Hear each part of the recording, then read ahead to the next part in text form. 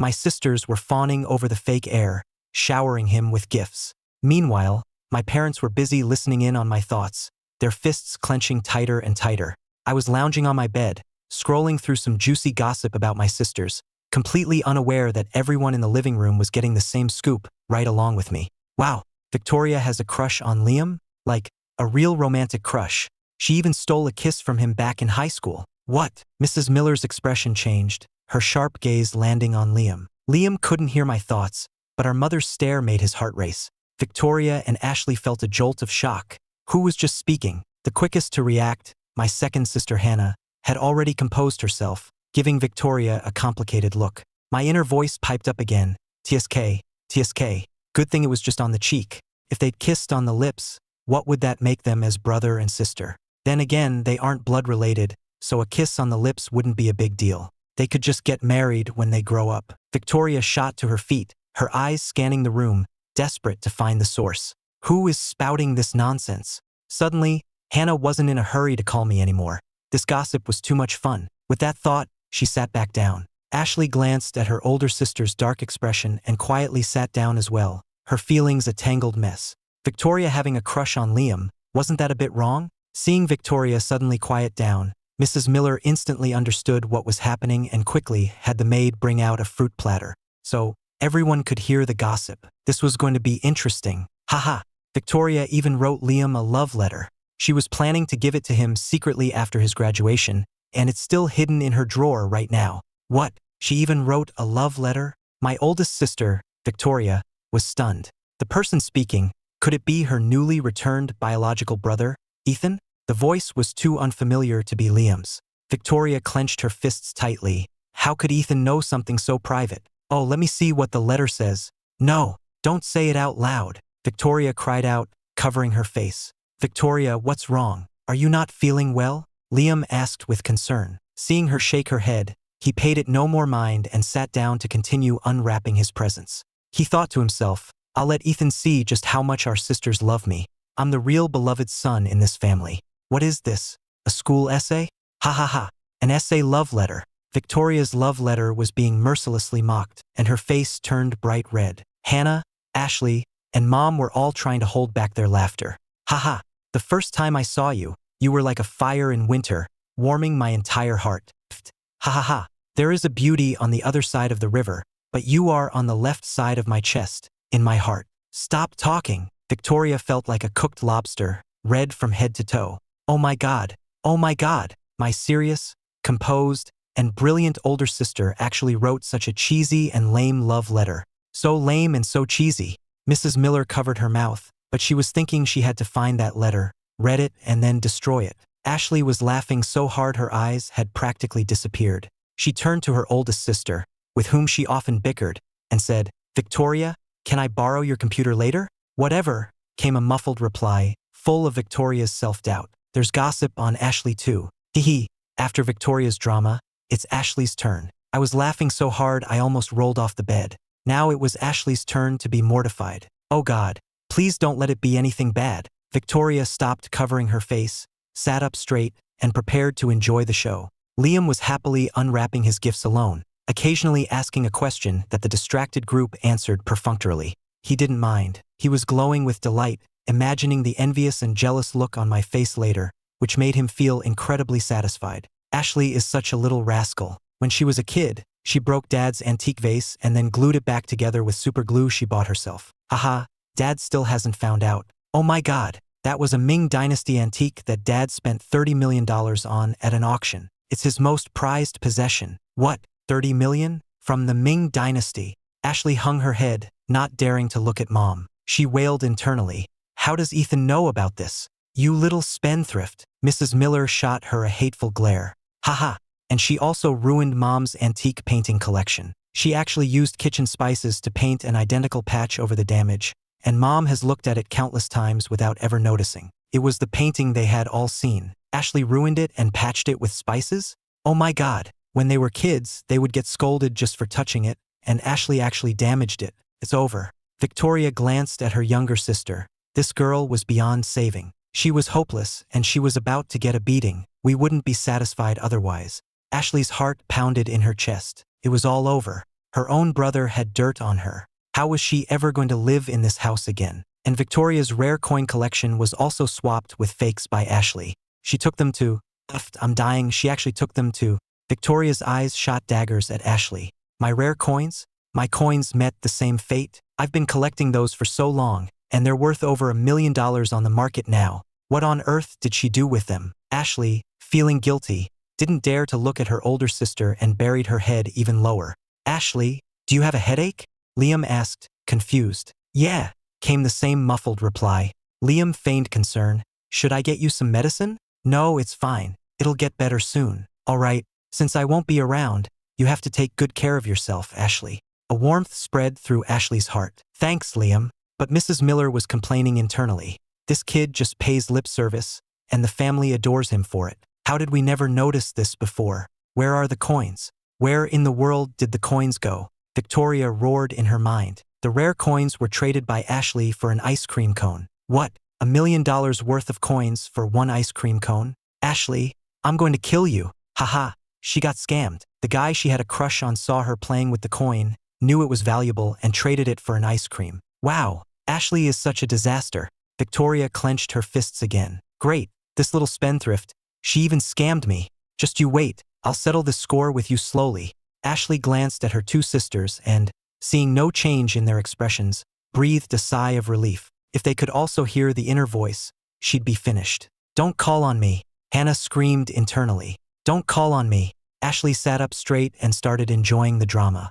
Hannah's eyes darted around nervously. I haven't done anything wrong. I'm a good person. My second sister is actually toying with a new artist at the company. What was his name again? She's just playing with him. Mrs. Miller wanted to slap her daughter twice. Is that something a decent person does? She's turning a perfectly good company into a mess. Victoria and Ashley secretly gave Hannah a thumbs up. Way to go, you really know how to have fun. Hannah roared internally. I only messed with this one. I'm not sleeping around. Okay, I'm not. He seems to really like my second sister. They almost got together. If it weren't for Liam sabotaging him, she wouldn't have taken the fall and gone to jail. Is this guilt or atonement? What? He likes me? That man who always gives me the cold shoulder actually likes me? Liam would harm me? How is that possible? And I'm going to jail? Hannah was overwhelmed with too much information to process at once. Although she didn't fully believe it, her conviction was shaken. Mrs. Miller lowered her head, her mind in turmoil. So, my second daughter goes to jail because of this male artist. I'd better not find out who he is, or I'll make them get married immediately. I can't let Liam run around causing trouble and harming my own daughter. Ashley was also skeptical now. Were the things Ethan said true or false? Just then, the doorbell rang. Mr. Miller was home. Mrs. Miller excitedly went to greet him. Honey, you're home so early today? Yeah, the girls are back today, so I wanted to come home early to see them. See the girls? If he knew what these little disasters have done, he'd probably want to beat them. Mr. Miller looked at everyone in the living room with some surprise. Oh, everyone's here? It's rare to see you all together. Where's Ethan? He's still sleeping. Come on over and get in on this gossip. He must be exhausted. Let him sleep. Nobody wake him up. Yeah, let him rest. Don't wake him. We're not in a huge rush to meet this brother anyway. Hannah immediately took out her phone and sent a message to her assistant. Reschedule the press conference to tomorrow at noon. She had a bad feeling that Ethan wouldn't make it to the press conference today. After sending the message, Hannah told Liam, the company's press conference has been postponed. We'll go tomorrow. Liam was a bit disappointed, but with so many new gifts, he had to go show them off. He stood up and smiled. Mom, Dad, sisters, my friends invited me out. I'll be back for dinner. Go ahead, everyone said in unison this time. Liam was a little let down, thinking his sisters would hang out with him. After he left, Mrs. Miller quickly pulled Mr. Miller into the study. Ashley ran to Victoria's room to borrow her computer, and Victoria followed, determined to find her rare coin. After everyone had left, only Hannah remained in the living room. Where did they all go? Curious, Hannah got up and followed them. Ashley had run to Victoria's room to find the love letter, and when her older sister walked in, she pretended to be starting up the computer. Victoria gave her a strange look, then blocked her view and secretly opened her safe. Inside was Victoria's entire collection of valuables. Her hobby was similar to their father's, as she loved collecting such things. Seeing the rare coin lying peacefully inside, she breathed a sigh of relief. I've never even taken it out. How could Ashley have possibly swapped it? Victoria reached for it, but her hand suddenly froze. The texture, the weight, the size, something felt off. A wave of panic washed over her as she quickly took the coin out and shone her phone's flashlight on it. One look, and she nearly had a heart attack from rage. Ashley. Ashley's hand trembled at the sound of her name, and she guiltily hid the love letter behind her back. Victoria, why did you suddenly yell my name? Victoria slammed the coin down in front of her, her eyes red with fury. You secretly opened my safe and swapped my rare coin? How is that possible? I don't even know the combination to your safe. Ashley denied it to the death. She knows how to figure out combinations. She's done so much petty theft around the house that she's gotten good at it. You don't know? Then what's with this coin? You've seen my rare coin before? Does it look like this?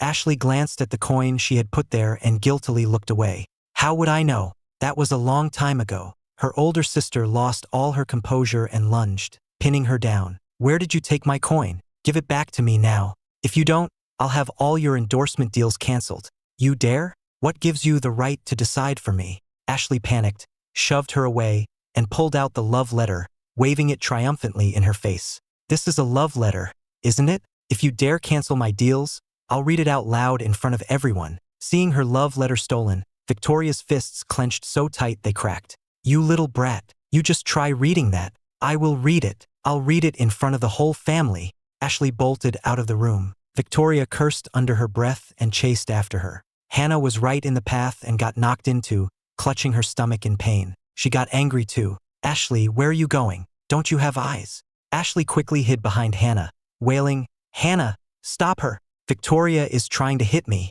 Victoria chased after them, her face contorted with rage, which startled Hannah. Victoria, what's wrong with you? Are you feeling sick? I'm perfectly fine. Hold that little brat for me. I'm going to teach her a lesson today. What did she do? She's not a child anymore. You're still going to hit her.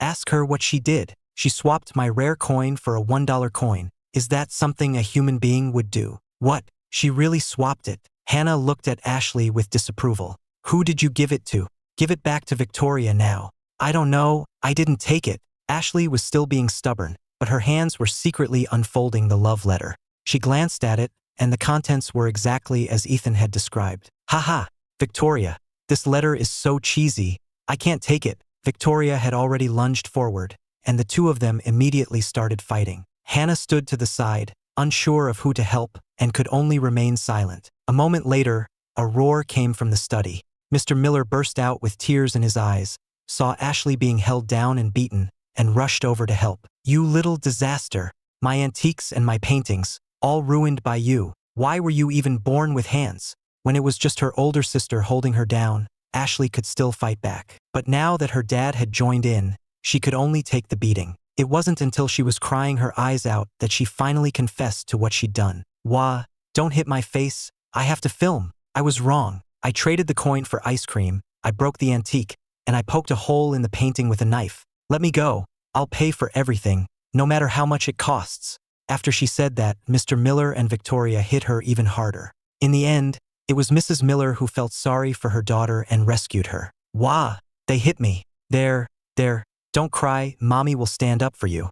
But what Mrs. Miller was really thinking was, serves you right for causing trouble. Getting a beating at your age. How embarrassing. You deserve it. Mrs. Miller saw the love letter in Ashley's hand, quickly snatched it, and tore it to shreds before anyone could react. What is this nonsense? Oh dear, you shouldn't be keeping things like this. What if it's a threatening letter? Victoria gathered the torn pieces of the letter, her heart aching. Mom! Mrs. Miller let out a small ah, and gave an apologetic little smile. Victoria, honey, I didn't do it on purpose. It's fine. Victoria picked up the scraps and delivered an ultimatum to Ashley. The coin or $5 million. You choose. Then she went into her room to be alone. Ashley tried to complain. Mom, look at her. Oh, stop it. Look at how angry you've made your sister. Mr. Miller spoke coldly. From now on, all of your income goes into your mother's account. You figure it out. Ashley wailed. Dad, you already froze all my cards. Where am I supposed to get money? Mr. Miller ignored her and went back to the study to mourn his antiques, wondering if they could be repaired.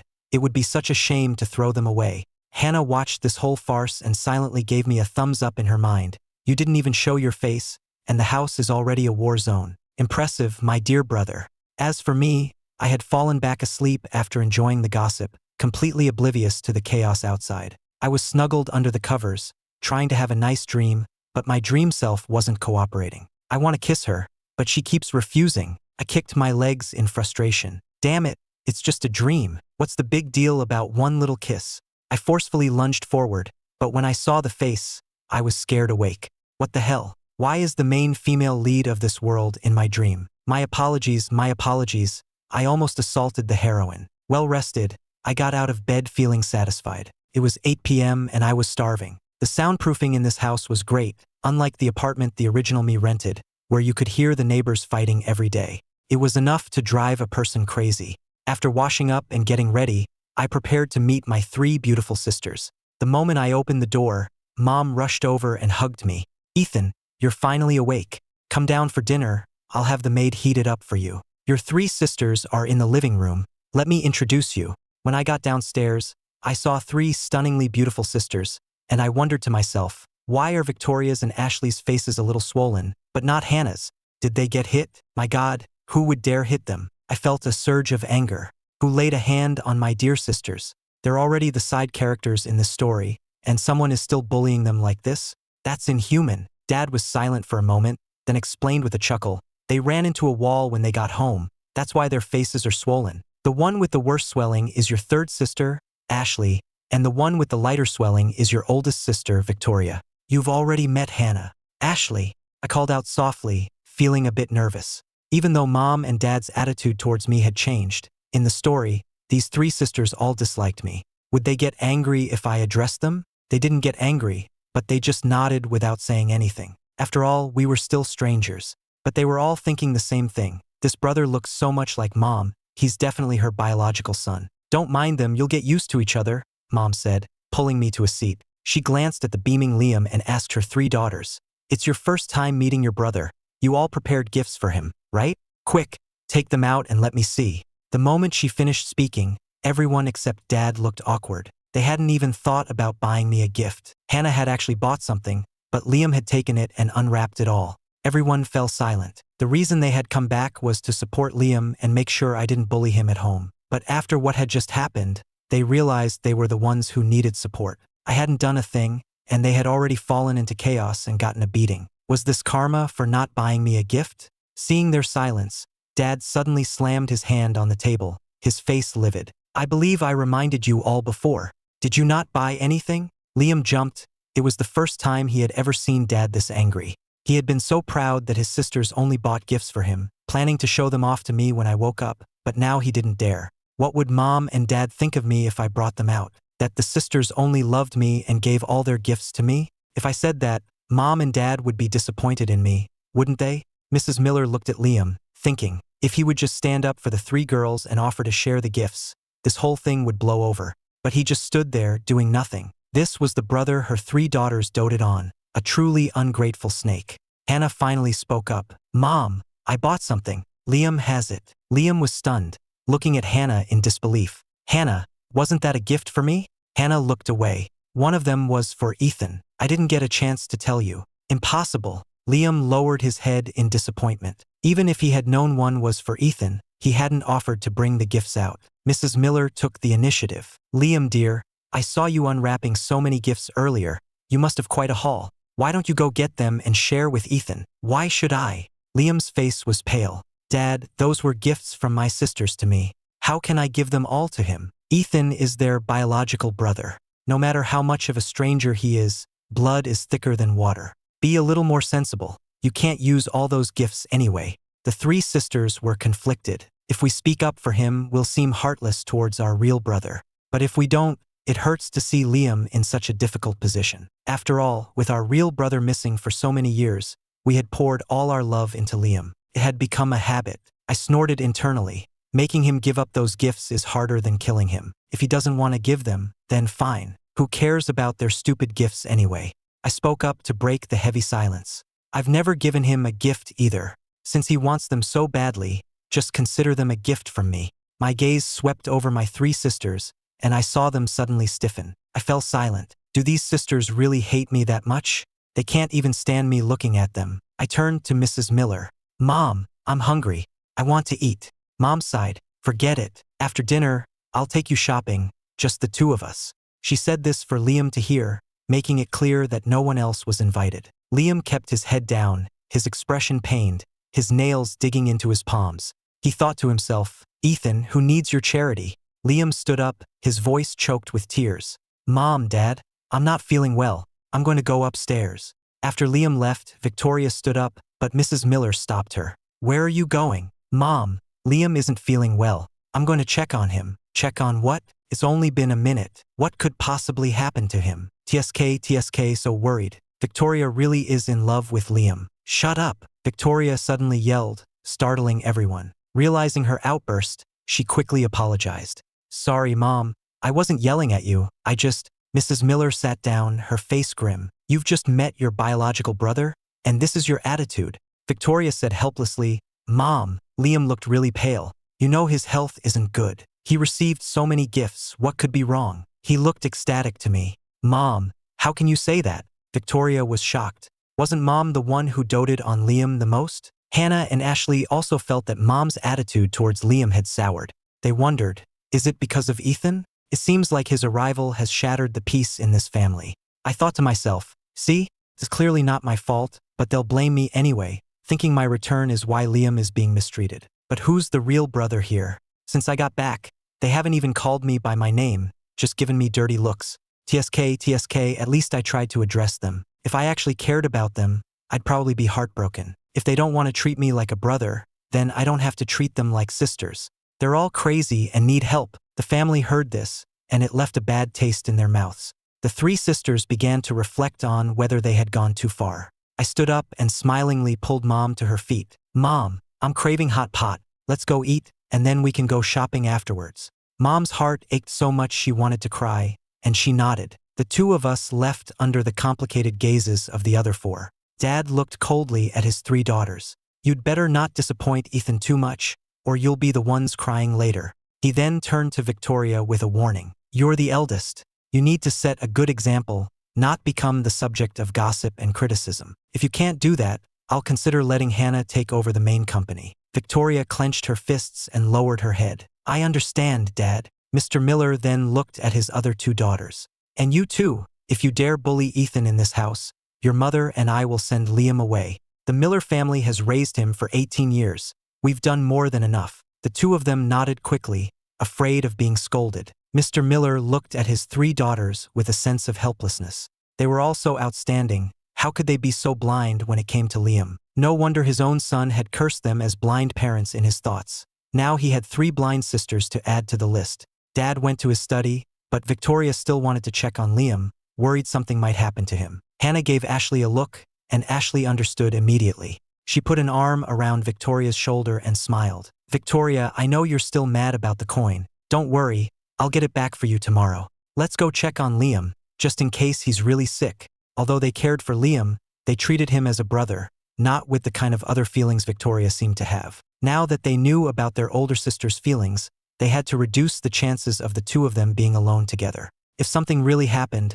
their parents would be furious, and if word got out, the Miller family would become a laughingstock. In reality, they were overthinking it. While Victoria did like Liam, she knew her limits. Besides, the love letter wasn't signed, so even if she gave it to him, he wouldn't know who wrote it. Victoria just couldn't bear to throw it away.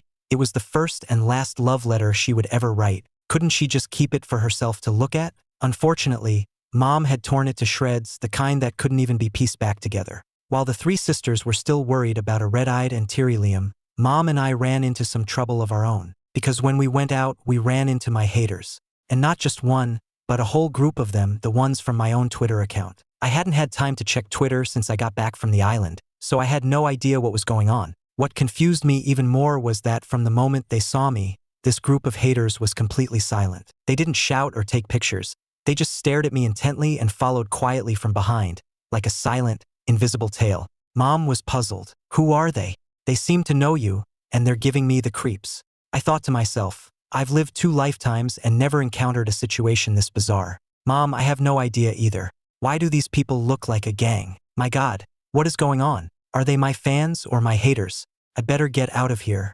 There are too many of them and I don't want a fight to break out. So I quickly grabbed Mom's hand and ran. When I saw the haters didn't follow, I finally breathed a sigh of relief. But the haters were baffled. What happened? Why did he run away? Weren't we told that if we were just quiet, he'd greet us kindly and wouldn't hit us? The leader of the group was questioned. What's going on? Why did he take off? The leader was just as confused. Maybe there weren't enough of us. He didn't think we were worth his time. Is that it? I got some inside info that Ethan has a press conference tomorrow. We should get more people to go. Who would have thought that the haters who relentlessly cursed me online just wanted me to say hello to them in real life? Unfortunately, both sides thought they were about to get attacked, leading to this strange standoff. After shaking off the fans, Mom and I felt it wasn't safe outside, so we ate quickly and headed back home. That night, I opened my Twitter account and was shocked to see my follower count, over 5 million. Before I could even be happy about it, I saw that the comments were a solid wall of insults. In disbelief, I scrolled, searching for a single positive comment until my eyes were sore, but I couldn't find one. I tossed my phone aside, feeling completely hopeless. I'll probably get eggs and bricks thrown at me at the press conference tomorrow. I should probably bring some kind of weapon, but what I couldn't figure out was whose fanbase is made up entirely of haters. I got up early the next morning to look for a weapon. I had bought a lot of clothes on my last shopping trip but hadn't really looked at them. Soon I found a suitable outfit in the pile. Other celebrities dress to the nines for press conferences. Me? I'm bundled up from head to toe, complete with a hard-brimmed hat. Looking at my reflection, I nodded in satisfaction. Whether it's eggs or bricks, this outfit should at least be able to withstand one hit. I left the house feeling pleased with myself and ran into Liam, who was dressed in a formal suit. I instinctively asked, "Aren't you cold?" "Brother, as an artist, one must always present their best self. What kind of outfit is that?" Liam sneered internally, as expected of someone with no class. He doesn't even know how to match nice clothes, just throws on weird combinations. Well, this works out. It'll just make me look even better by comparison, right? I looked down at my own outfit and smiled. "I think it's great." Liam's words were full of praise. "Brother, your outfit is very unique. I'm sure someone will like it." But he was thinking, he's dressed more ridiculously than a cowboy. He looks like a mob boss, more like he's going to a brawl than an interview. When my family saw my outfit, they were all silent for a moment, thinking, is that the only outfit he owns? My 3 sisters wanted to say something, but Mom stopped them with a look that said, "Ethan's been through enough, don't discourage him." The 3 of them could only force a smile and stay quiet. As a company executive, Hannah also had to attend the press conference, so she took Liam and me with her. In the car, Hannah's expression was grim. "There will probably be a lot of fans at this press conference. Ethan, you hit Liam on the show. You must apologize to him at the conference." I thought to myself, why should I apologize to him? So that's the real point. They want me to apologize to salvage Liam's reputation after he mistook that con artist. Sorry, not happening. Hannah's face darkened. "If you don't do as you're told, the company will consider you to have a character problem and shelve you." I wasn't about to back down. "Then let's see them try." Liam spoke up meekly, "Brother, you don't need to apologize to me. It was all my fault for mistaking the con artist. Otherwise, everyone wouldn't have been in danger." "Liam, it's not your fault." Hannah immediately comforted him. "Hannah, it was my own lack of judgment. No one could have known in that situation, so don't blame yourself." No, Ethan knew. He was the one who misled me. Liam thought viciously to himself. At this press conference, I'm going to expose him. He's clearly up to no good. And he thinks Hannah will defend him? He's still dreaming. "My blind sister, you got lucky and avoided the trouble with Tiffany. But there's plenty more suffering in store for you. Her man is actually going to be in the same cast as Liam, as a supporting actor. Oh, and Liam is planning to use the same trick on him that he used on Tiffany." Hannah thought to herself, whose man? This gossip is missing the key details. Can't he be more specific? She reminded me, "Remember to apologize, or the company won't give you any resources." "I'm not apologizing. What are you going to do, hit me?" Hannah's knuckles cracked as she clenched her fists. She thought, I do want to hit him, but I'm not sure if I can win. Soon the car stopped. Hannah got out with her arm linked through Liam's, both of them smiling warmly for the reporter's cameras.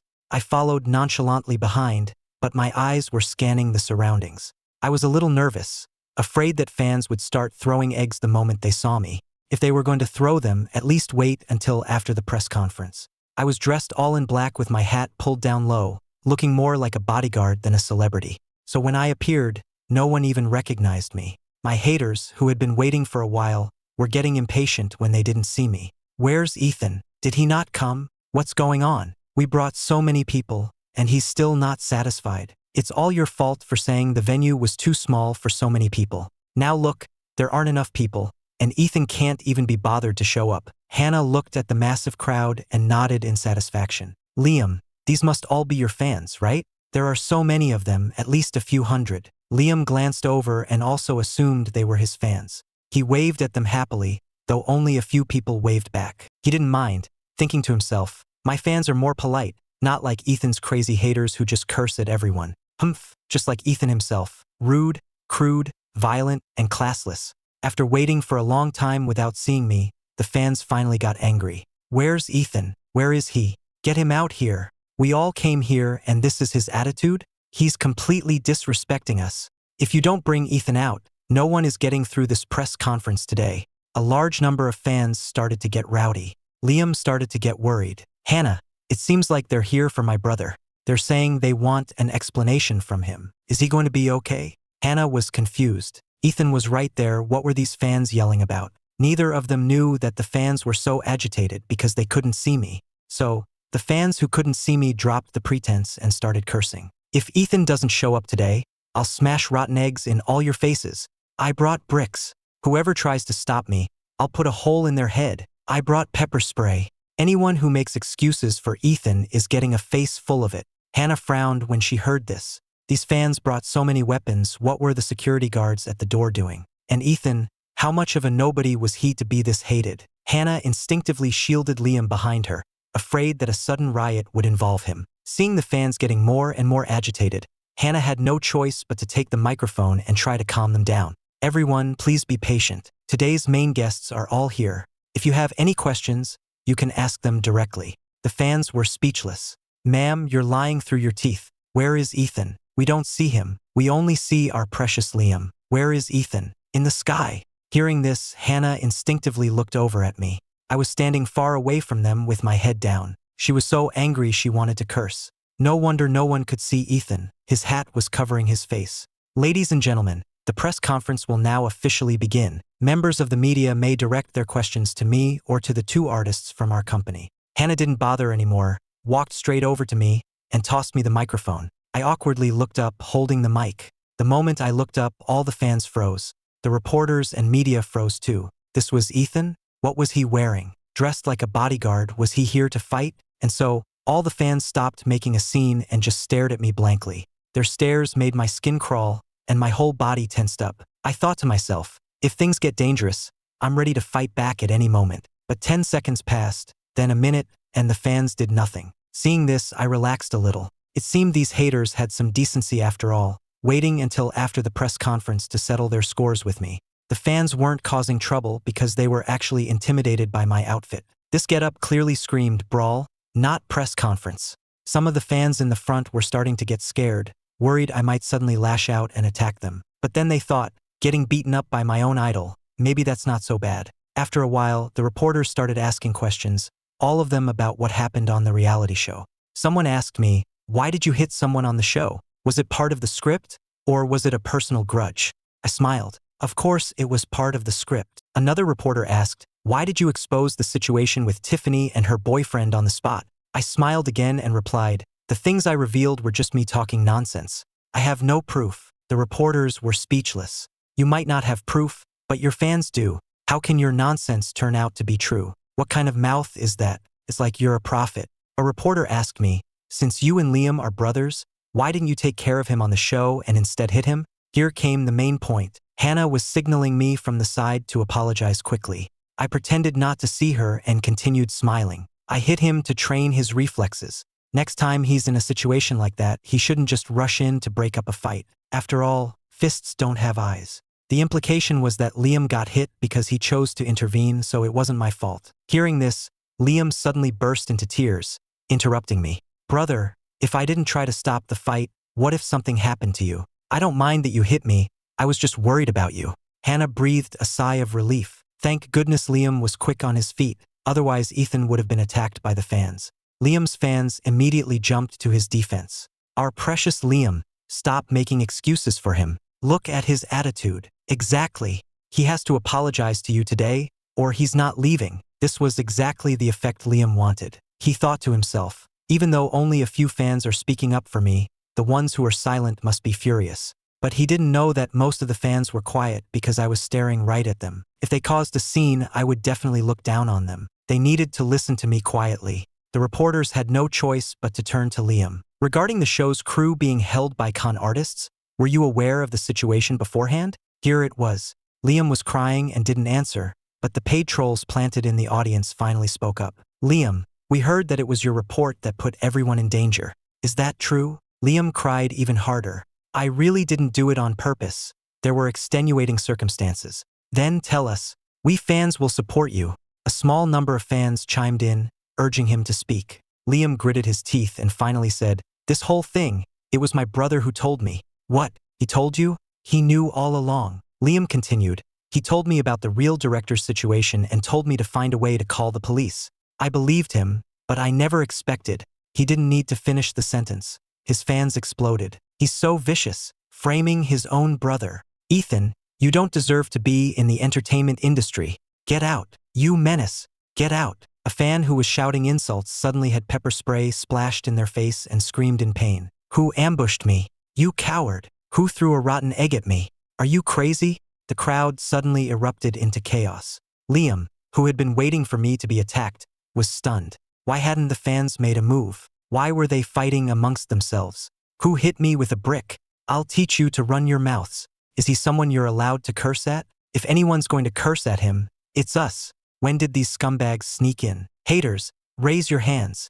My haters all raised their hands in unison. Anyone who didn't was immediately surrounded and slapped. Looking at the chaotic scene, Hannah turned to me and asked suspiciously, did you do this? I said innocently, I'm just as confused as you are. Just as everyone was in the middle of a heated brawl, police sirens sounded from outside. Everyone stopped and looked towards the entrance to see a group of police officers walking in. Liam suddenly got excited, thinking they were here to arrest me. He quickly grabbed me and shouted to the police, Ethan is here. I've got him. I slapped his hand away, furious. Are you insane? Why would they arrest me?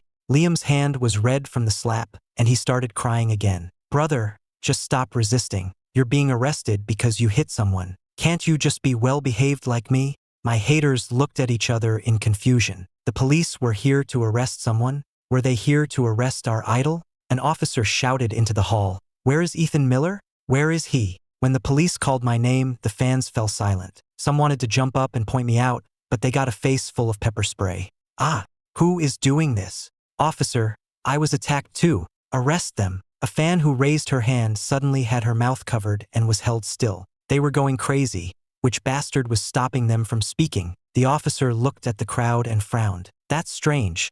I thought I heard someone yelling for help. Seeing the police had arrived, Hannah realized the gravity of the situation and quickly went down to ask, Officers, what's going on? We're looking for Ethan Miller. Is he here? Hannah hesitated, thinking, they're obviously here to arrest Ethan. They even brought handcuffs. While Hannah was still worrying, Liam rushed over and excitedly told the police, Officers, you're here to arrest Ethan, right? He's right there on the stage. The one in the black clothes.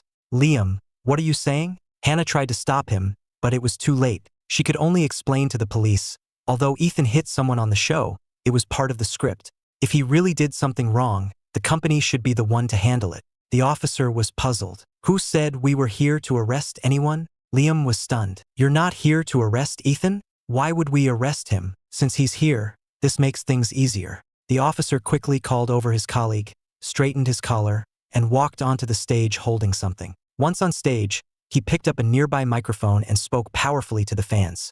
Since the reporters and fans are all here, we might as well join in on the fun. The fans below, realizing he wasn't there to make an arrest, finally reacted and applauded cooperatively. The officer was very pleased, then pulled a confused me into the middle of them and handed me a commemorative plaque that read, for courageously and warm-heartedly reporting for justice. Holding the plaque, I was completely baffled. What was going on? How did I suddenly become a hero? The officer said excitedly, thanks to Mr. Miller's report, we were able to successfully dismantle the fraud operation on the island and rescue the hostages. We're here today to present him with this plaque. Another officer took out an envelope the size of a person's face and placed it in my hands. A reporter zoomed in with their camera. Reward, $500,000. I glanced at it and was shocked. A windfall? $500,000? What kind of insane luck was this? But when Liam saw this, his eyes turned red with jealousy. He rushed forward to challenge it. It couldn't have been him who made the call. This hasn't been properly investigated. Why should I be the one getting cursed out by netizens while Ethan gets this kind of honor? Liam was trembling with rage. He refused to accept this outcome. The officer was not pleased. We have already investigated thoroughly. It was Mr. Thompson who reported it to the police, but the credit belongs to Mr. Miller. What? Tiffany's father said that? Impossible. If he said anyone, it should have been me. Why Ethan? That Tiffany, you? A reporter asked. Officer, if Ethan discovered there was a problem on the island early on, why didn't he tell anyone around him? The officer gave the reporter an appreciative thumbs up. That's an excellent question. Why didn't he tell anyone? If it were you and I told you, would you have believed me? The reporter shook his head. The officer asked again, and what would have happened if you did believe it? I would have been scared, afraid of giving it away, and then the con artists would have shut down the live stream early. The officer smiled. So, Ethan confused everyone, making those around him believe the truth was a lie. Wouldn't that make the con artists lower their guard? And wouldn't that give them more time to call the police? So that's how it was. The fans finally understood. So our mission here today is complete. Mr. Miller has performed a great service, and we hope everyone can learn from his example. After a few more words, the police left. Because of the police's intervention, there was no need to continue the press conference. Everyone who needed to understand, understood. Liam stood there with a grim face, completely surrounded by reporters. Mr. Liam, could you please explain your actions just now?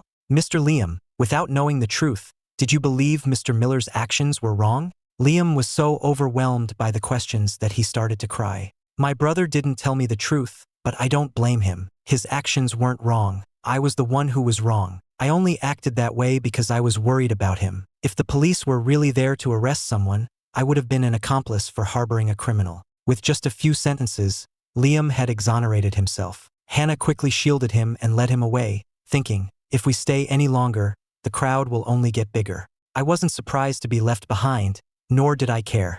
I carefully put the plaque away and grinned, showing off my teeth. I've lived 2 lifetimes, and this is the first time I've received an honor like this. I'm going to take it home and hang it somewhere Liam can see it. As for the $500,000, I'm going to save it. This isn't the kind of money you just spend carelessly. When I left, no one dared to stop me. The fans watched me quietly, their eyes filled with a hint of expectation. I thought to myself, logically, since Liam has left, his fans should have left too. Not only are these people still here, but they're looking at me with such hopeful eyes. Could they be my fans? I laughed at myself, thinking it was impossible. My Twitter is full of haters. Where would I get actual fans? But seeing as they had made the trip, I still smiled and greeted them. Thanks for your hard work, everyone. You did a great job. I gave them a quick gesture and walked away swiftly, afraid they might suddenly start throwing rotten eggs. After I left, all the fans went wild. Our idol praised us. He said we did a great job and thanked us for our hard work. I knew we were right to hate him. Haters to Twitter. I got so many ugly pictures of Ethan today. Let's go expose him. When I got home, I presented the plaque to Mom and Dad as if it were a treasure. They were so happy they almost lost their composure. That's my boy. You truly are our son. Our son is a hero. I have to post this on Facebook. There was a new trending topic on Twitter. Ethan Miller arrested by police at press conference. And is Ethan Miller's arrest real or fake? This was clearly the work of my haters. They loved doing this kind of thing. Someone even photoshopped the plaque and the reward into a pair of silver handcuffs, and it looked quite convincing. Just when everyone thought it was real, someone posted a video from the scene. The story completely flipped, and all the people who had been kicking me while I was down were left with egg on their faces. After being publicly humiliated by the police, Liam stayed in his room and refused to come out, giving my 3 sisters a massive headache. As for me, I had Mom hang the plaque in the living room so that everyone could see it. Liam would never have imagined that this incredible honor would fall into my lap. I also never expected the police to pull a stunt like that. Gossip mission calculating. Calculation complete. Gossip items. 8 points earned. 80. System is eligible for an upgrade. Does host wish to upgrade? Wow, 8 of them. I was delighted. Upgrade. After the upgrade, the system store will be unlocked. I'm curious to see what kind of amazing items are inside. After the system upgraded, the system store opened. I eagerly took a look, and the point prices nearly blinded me. Useless system. This is what you show me? This is a ripoff. A pack of tissues costs 10 points. Making points isn't easy. I thought upgrading the system would put me on the path to success, and this is what I get. Host, the system store has a prize wheel. You get 1 free spin per day. You can win any item from the store, including discount coupons. Fine, it's better than nothing. So I used my daily spin and won a gossip nudge. It can help someone or something get out of a difficult situation or change an outcome. After the upgrade, I can get gossip on anyone? Does that mean I can even get the dirt on random strangers? That's actually pretty cool. Just as I finished browsing the items, Hannah's angry voice called out, "Ethan, get out here." I thought to myself, oh, she's here to settle the score. Liam won't come out to eat. You go apologize to him and cheer him up. Cheer him up? Has the world ended? Or is it raining knives?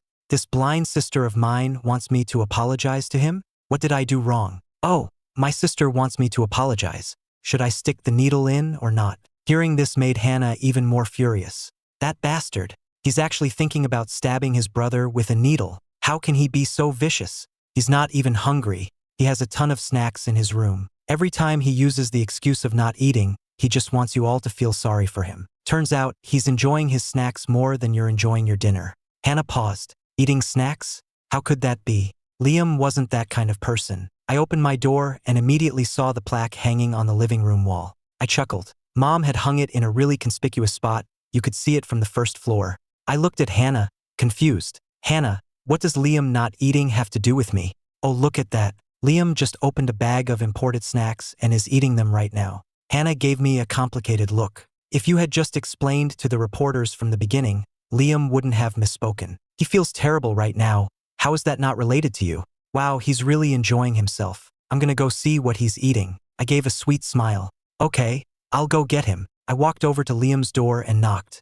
Hannah followed behind, thinking that she should stop me, but she found that she didn't want to. She also wanted to see if Liam was really eating snacks. When Liam opened the door, he looked haggard. Brother, Hannah, I can't eat. You guys go ahead. He looked as fragile as a white lotus, his pitiful eyes glistening with tears. Anyone who saw him would think he was too pure for this world. Too bad he's actually ruthless. I tried to look into his room, but he subtly blocked my view. I smiled. Sorry, I'm not here to call you to dinner. My water heater is broken, so I need to borrow your bathroom. Then I just pushed my way inside, bumping Liam and making him stumble back. Tears immediately welled up in his eyes, and he threw himself into Hannah's arms, crying, "Hannah, my brother hates me. No matter how hard I try, he resents me for being in this family." Hannah quickly comforted him, her expression darkening. "Ethan, you really went too far." I ignored him and walked straight to his desk. Seeing this, Liam started to panic. He quickly wiped his tears and called out to me,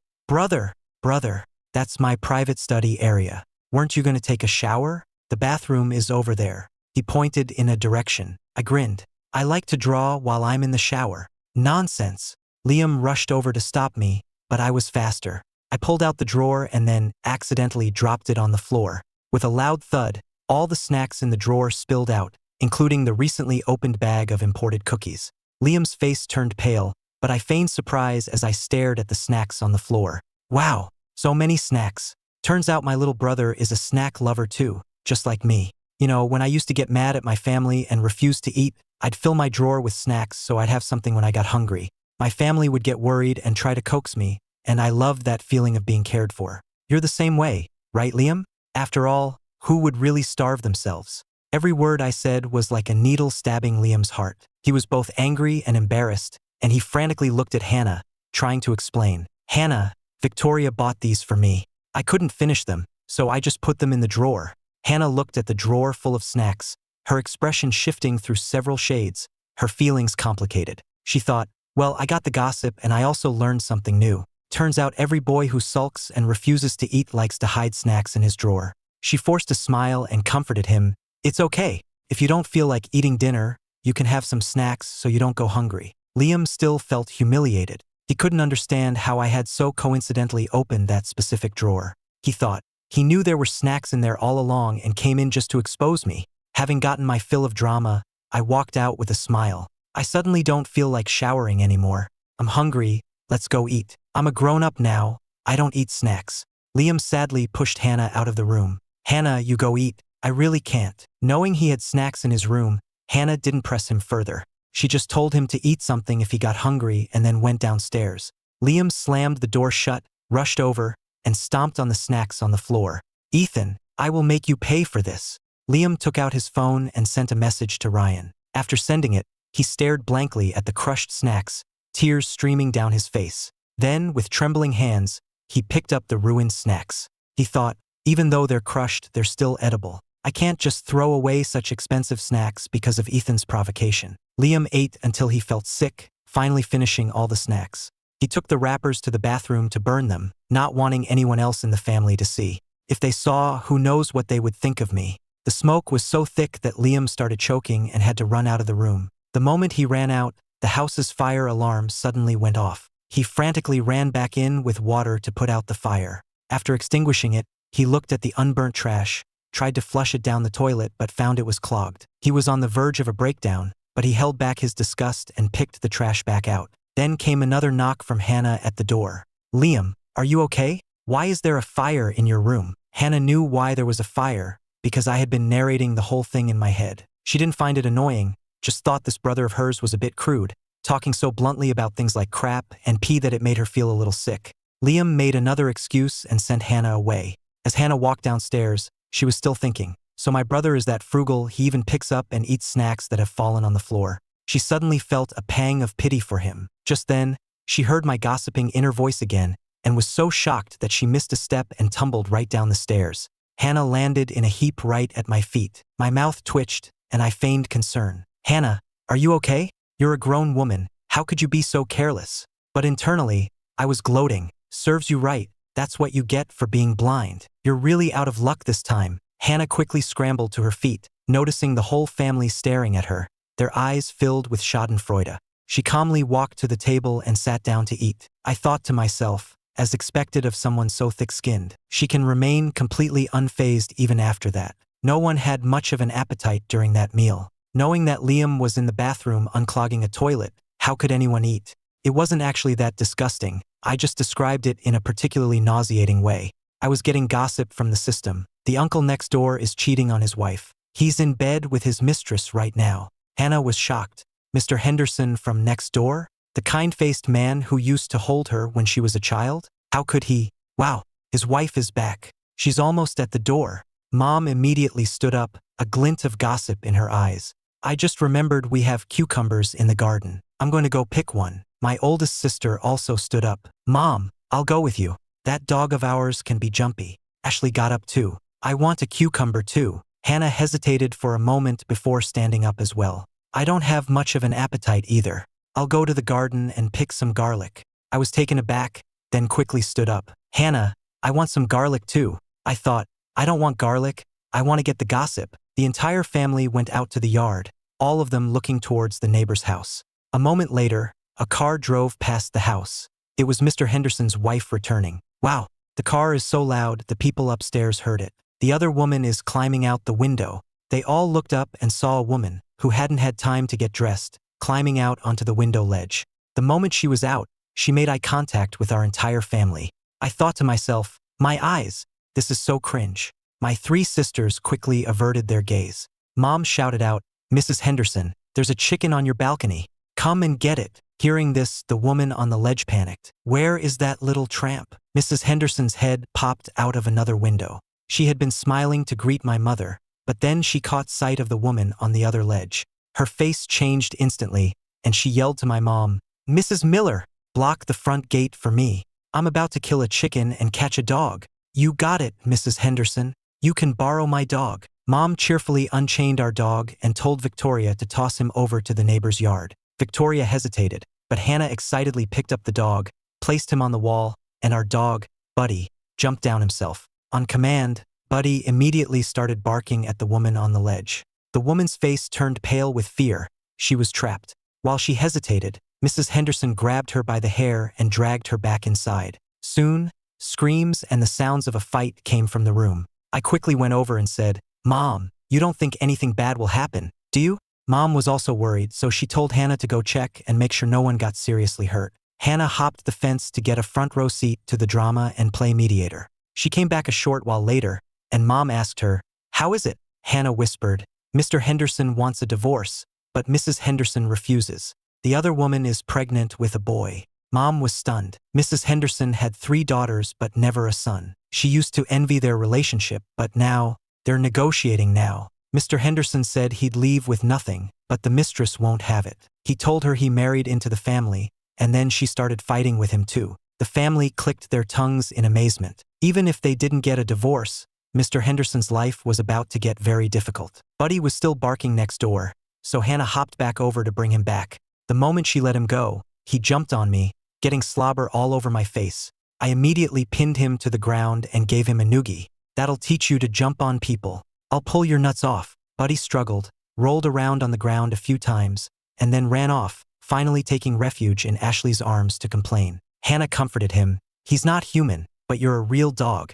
Don't stoop to his level or it'll make you look too smart. After the drama was over, Mom went to pick cucumbers, and Hannah pulled up a head of garlic. She peeled a clove and handed it to me. Didn't you want one? Here. I took the garlic and watched as Hannah took half a cucumber and ate it, alternating bites of garlic and cucumber. I looked at the garlic in my hand, then my gaze fell on Buddy. The dog shivered in fear and quickly ran to hide in his doghouse.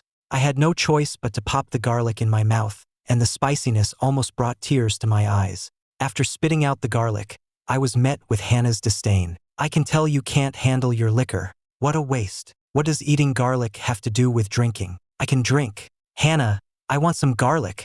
Ashley came over and asked for a clove, but the moment she put it in her mouth, she scrunched up her face and spit it out. Buddy, thinking it was a treat, came over for a sniff and promptly fainted. I burst out laughing. Ha ha ha, Hannah, Buddy can't handle his liquor either. He passed out from the garlic. Hannah, I'm seriously impressed. I can't believe you can eat something so spicy. Ashley couldn't take it and ran to get some water.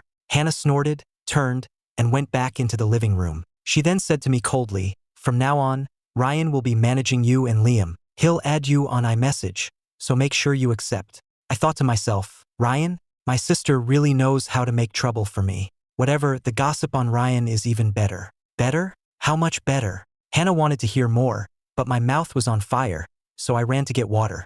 After drinking some water, my mouth felt less spicy. I heard Dad's voice from the living room.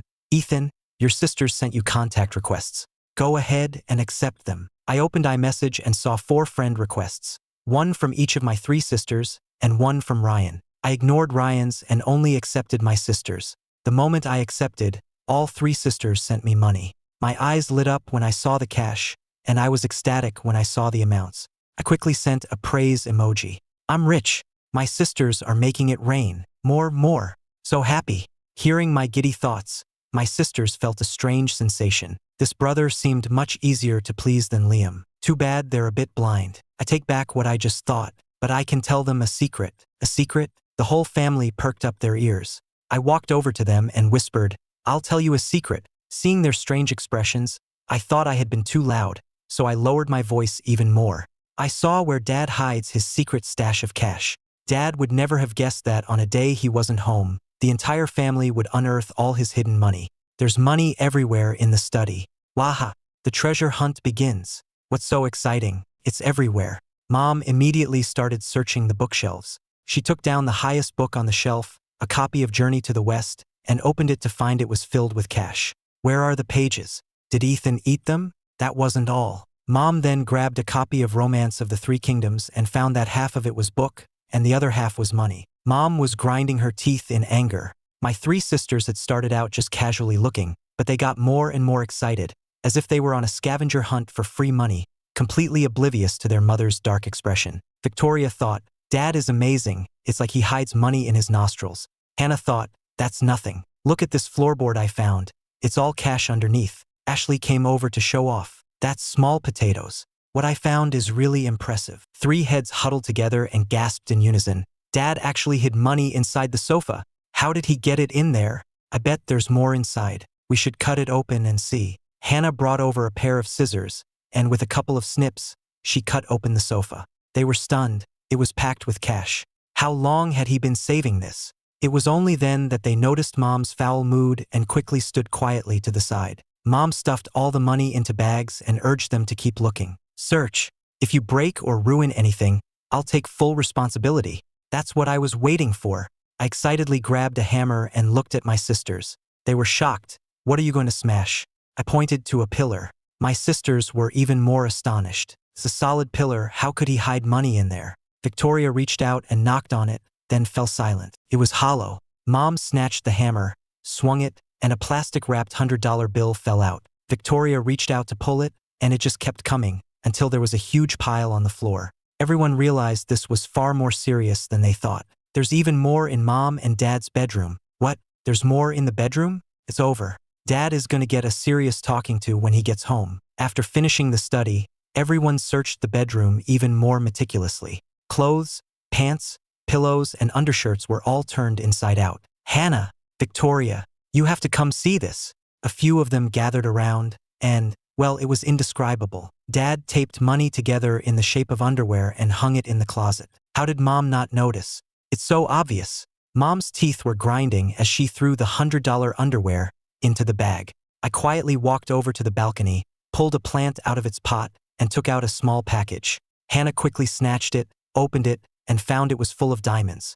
That was one expensive plant. I then pulled down the balcony curtain, and Victoria went over for a closer look, discovering that the decorative tassels were actually all necklaces. No way! It's so obvious. How did Mom not see this? Mom spoke in a low voice.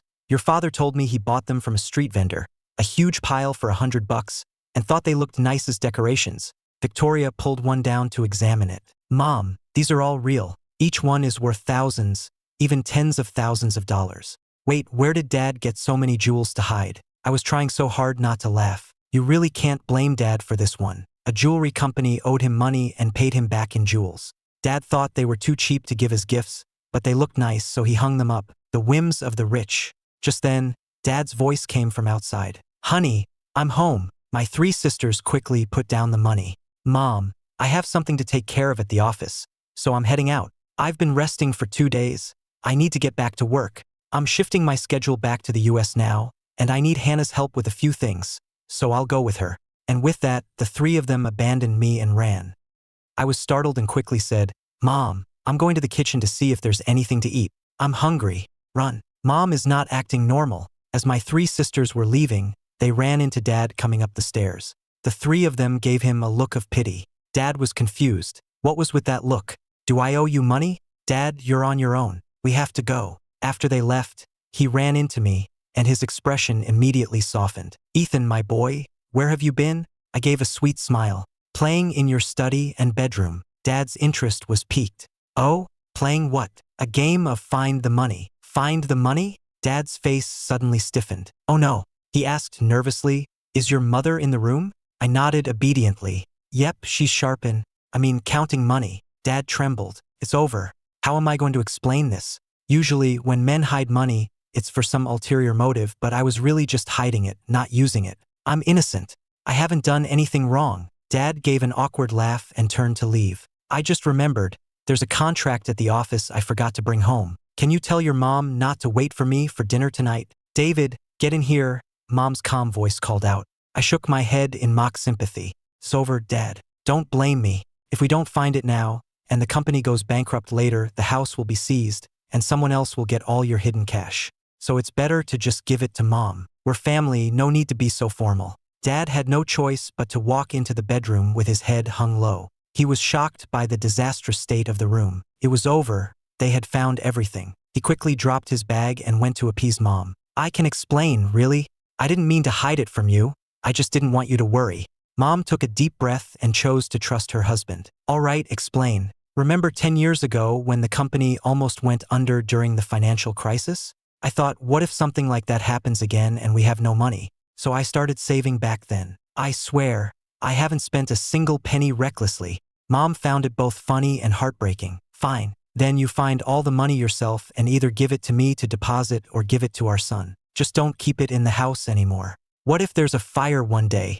Dad broke out in a cold sweat. Find it all and give it all to my son. Why didn't I think of that? If there was a fire, all my money would be gone. I didn't hear any more commotion and felt a little disappointed. Mom actually believed Dad's nonsense. He might not have spent it recklessly, but he definitely used some of it to buy alcohol. Dad face-bombed. You little traitor. Mom's furious roar echoed from inside the room. Liam finally couldn't stand it anymore and came out of his room. Liam, who had been on a hunger strike, opened his door and saw me. He looked around with teary eyes, and seeing no one else, asked me pitifully, Brother, where are the sisters? Oh, they ran off. Said there was an emergency at the company. Liam was stunned for 2 seconds, then his face changed, and tears started streaming down. Before I could react, he threw himself on me, crying, "Wah, brother." Hearing that news just made me feel so awful. "Can you just let me hug you?" As he spoke, he started pushing me towards the stairs. "No, let go of me. If you want to cry and make a scene, don't do it on me. I don't know how to comfort people, I only know how to hit them. You want to try?" A man launching a sneak attack, just what I'd expect from someone who eats imported snacks. He's clinging to me and won't let go. What's his game? He's getting tears all over my new clothes. I can't take it anymore.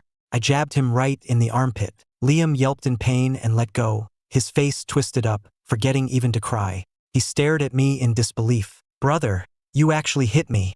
I sniffed my fingers. "Good, no BO. Liam's face turned ashen. "You not only hit me, but you insult me too. I'm your brother." "What brother? What part of you looks like me?" "Oh, never mind, you do kind of look like my deceased neighbor." "You're not his son, are you?" Liam was trembling with anger. "Brother, can't you say something nice for once? Say something nice? You're the only one allowed to play the victim, but I'm not allowed to be sarcastic? So dramatic." I ignored him and turned to go downstairs. A vicious look flashed in Liam's eyes. "That bastard." He reached out to grab my arm, but it was like I had eyes in the back of my head. I dodged, and he ended up lunging over the railing and sliding down. I thought to myself, wow, so smooth. That was fun. Too bad you didn't fall and break your neck. Liam pulled his hand back and carefully made his way down the stairs, holding the railing. I watched him wobble down the stairs from below and sneered internally. Wearing shoe lifts even at home. Such a poser. Once downstairs, Liam looked around, hoping someone in the house would come and show him some concern, but he found that none of the maids were around. He couldn't help but ask me, "Brother, where are the maids?" "Oh, I heard there was trouble at the company, so they took the money and ran." "Ran where?" "They got a half day off to go shopping." Liam was shocked again. He didn't believe it and secretly called Victoria.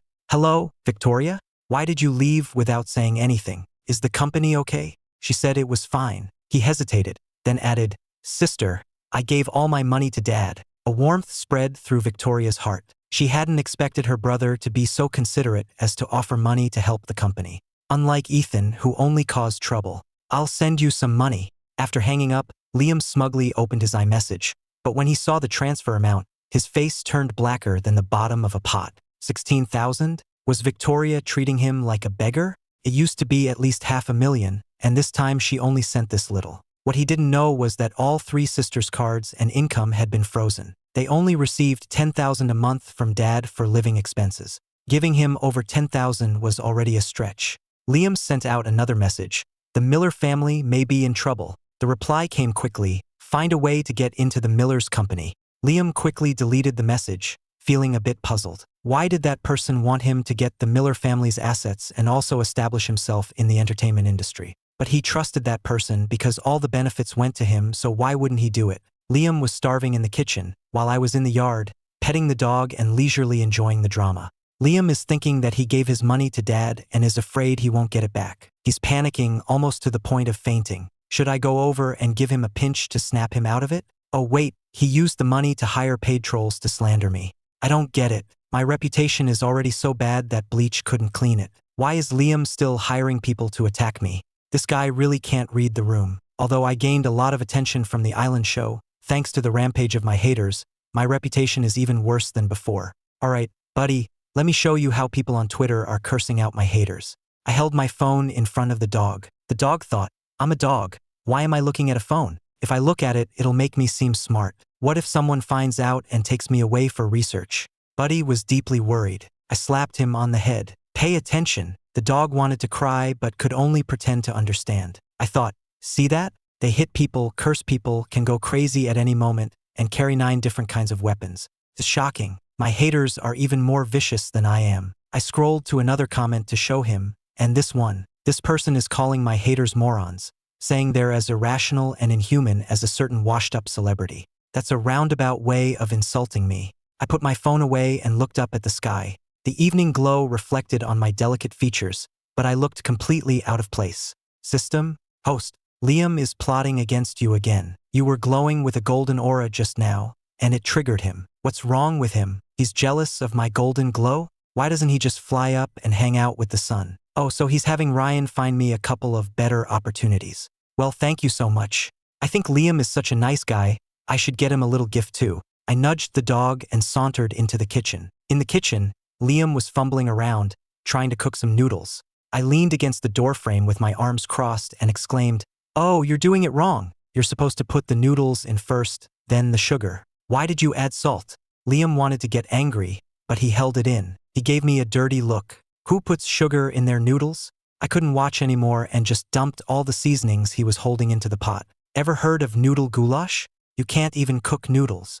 Liam watched from the side, on the verge of tears. Stop adding stuff. Is that even edible for humans? My hand paused. You want to bet the dog will eat it? Finally, I finished cooking the noodles. It was a black, indistinguishable lump. If you knew, you'd say it was noodles.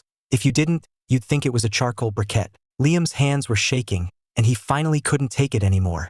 He threw down his chopsticks and ran. You eat it. I'm ordering takeout. I picked up the chopsticks and shook my head in disappointment. You should have said so earlier. I went to all this trouble for nothing. If you're not eating it, I'll give it to the dog. I took the noodles out to the yard and gave them to Buddy. He sniffed it and then started gobbling it down. I wondered aloud, is it that good? Why didn't Liam eat it? Not long after, the dog threw up everything he had eaten, including his lunch. I felt awkward and pretended to look at my phone, but then I saw a new deposit notification. I counted the zeros uncertainly. Ones, tens, hundreds, thousands, $2 million deposited today. I couldn't stop grinning. Mom transferred all of Dad's hidden money to me and told me not to tell my sisters. I'm not an idiot. I won't tell them, and from now on, I'll act as poor as possible around them so those 3 spendthrifts don't take the money and give it to Liam. With the money in my account, I forgot all about the sick dog. In a good mood, I opened iMessage and accepted Ryan's friend request. I wanted to see what kind of opportunities he had found for me. The moment I accepted, Ryan sent a flood of messages. I opened them and saw scripts, audition roles, and even the times and locations for the auditions. Is this guy really that nice? Too bad, just like Liam, he's ruthless. I opened one of the scripts. It was an adaptation of a popular novel called The Year I Left You, a dramatic romance about a wealthy family. In the story, the male and female leads are childhood sweethearts who are in love, but on the day the heroine plans to confess her feelings, the hero's family suffers a tragedy, forcing them apart. Years later, they meet again, and just when you think they'll get back together, it turns out the heroine has been holding a grudge all this time and relentlessly torments the hero. She even kisses another man in front of him. In the end, the hero, completely heartbroken, decides to leave town, but gets into a car accident on the day of his departure. The heroine is filled with regret and lives the rest of her life in misery. System? Host, this show is Kevin's grave and Hannah's prison. Kevin? The one my sister is paying $20,000 to be her boy toy? What the hell, only 20 grand. Who is she looking down on? She deserves to go to jail. Host, you're focusing on the wrong thing. Kevin will be framed by Liam in this show, and your sister will take the fall and go to jail. I don't care. It's all up to fate. You can't blame anyone but her for being so blind. I put my phone away, a glint of gossip in my eyes. Let's go. Let's go. Time to get the dirt on my sister. I want to see how Liam befriends Kevin and how Hannah messes with him. Host, don't you want to see your audition role? Oh, I was so excited I forgot I have an audition too. I opened my phone again to look at the role and froze, then burst out laughing. It's just the role of a butler, isn't it? Ryan thinks he can control me with this. He either thinks too highly of himself or too little of me. Back when I first started in this business, I played beggars, corpses, maids, body doubles, you name it, I've done it. It was by accumulating all those small roles that I got my footing in the industry. This butler role is practically tailor-made for me to get all the gossip. In the script, when the heroine is in a bad mood, the butler comforts her. When she's drunk, the butler takes care of her. When she has something on her mind, she confides in the butler. When she forgets a document, the butler delivers it. The only difference is that the butler in the show is an older man, and I'm only 18. Making me play this role is indeed a bit much. I changed my clothes and went to the company. I had just arrived in the hallway when I ran into Ryan, who was about to leave. I stopped. When Ryan saw me, a sarcastic tirade was inevitable. Sure enough, he started in. Well, look who it is. Someone's got a big ego. Already a has-been and still acting like a diva. You think a little bit of online traffic means you can ignore your manager? Getting you to accept an iMessage request is harder than getting an audience with the president. I cleaned out my ear. What? I didn't quite catch that. Sorry. I slept for so long that my grandkids started nagging me in my dreams. Ethan, what kind of attitude is that? If you want to be a successful artist, The most basic requirement is to respect your manager and stay on top of your messages. I hit him with a comeback. I'm the president's mother. Which grandkid are you? How are you supposed to get on the list if you don't even register? Ryan was trembling with rage, pointing at me. Ethan, all you do is eat and sleep. If you don't want to be in this industry, then get the hell out. Stop wasting other people's time and resources.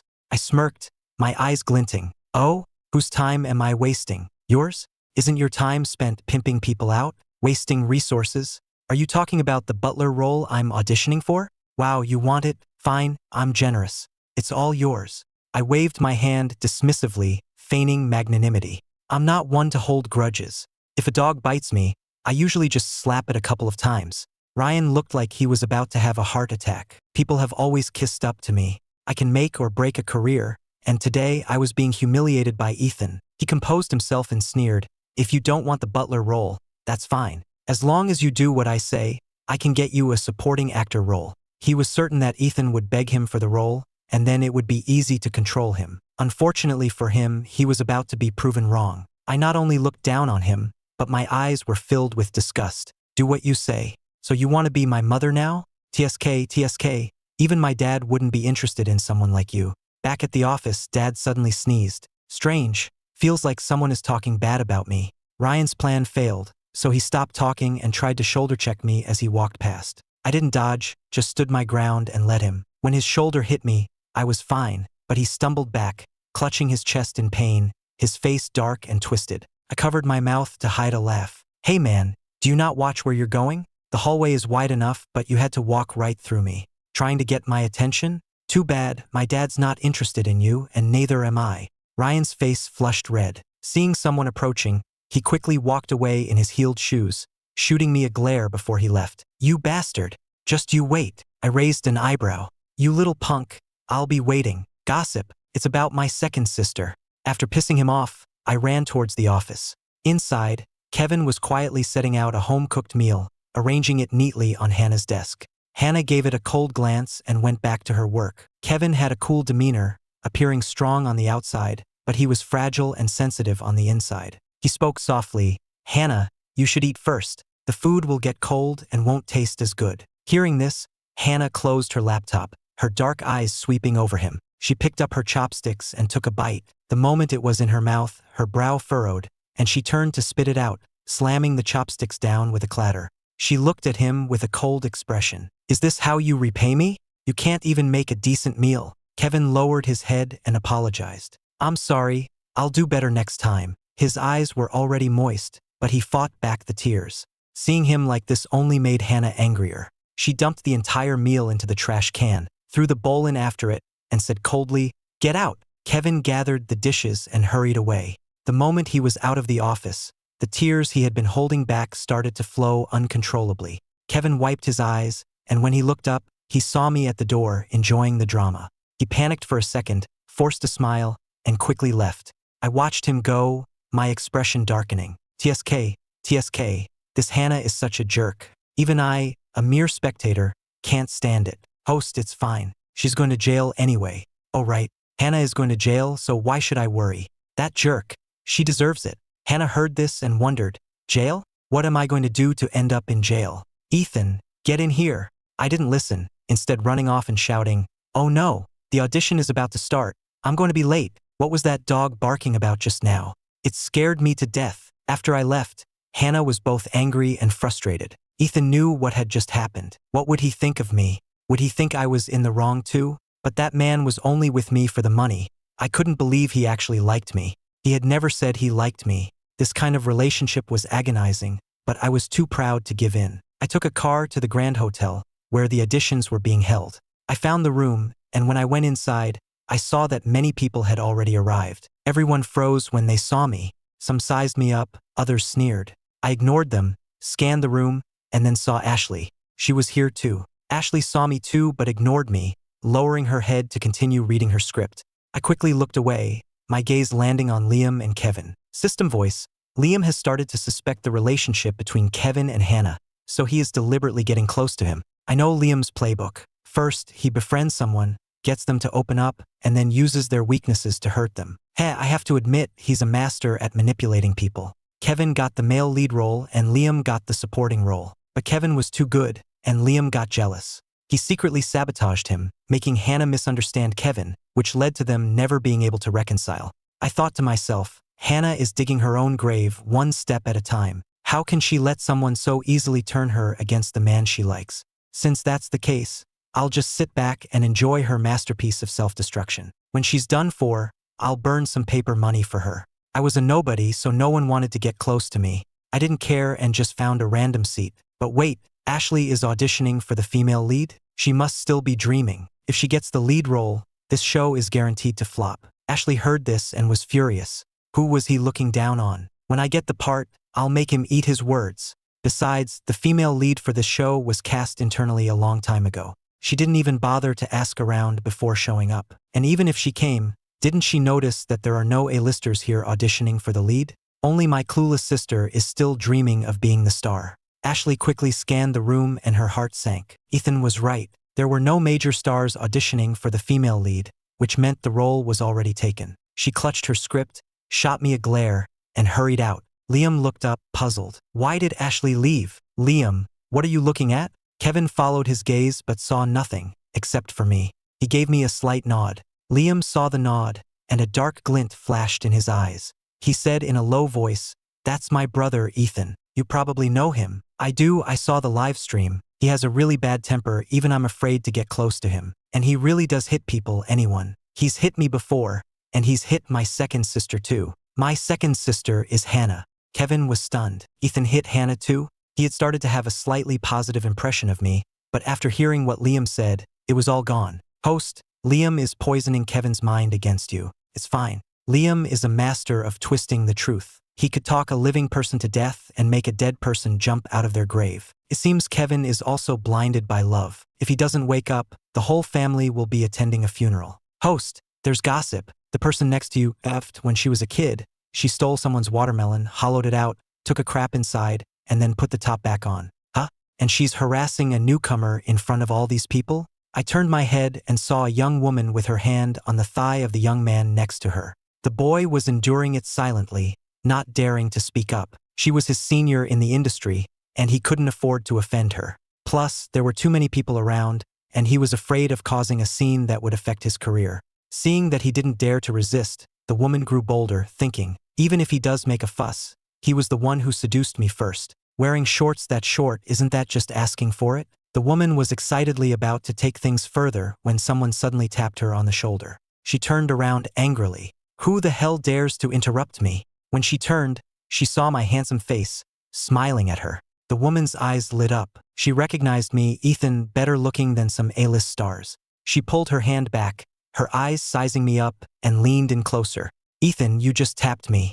Do you need my help with something? All you have to do is, back off, you stink. Did you not brush your teeth this morning?" I said it loudly, instantly drawing everyone's attention. The woman was both embarrassed and furious. "What are you pretending for?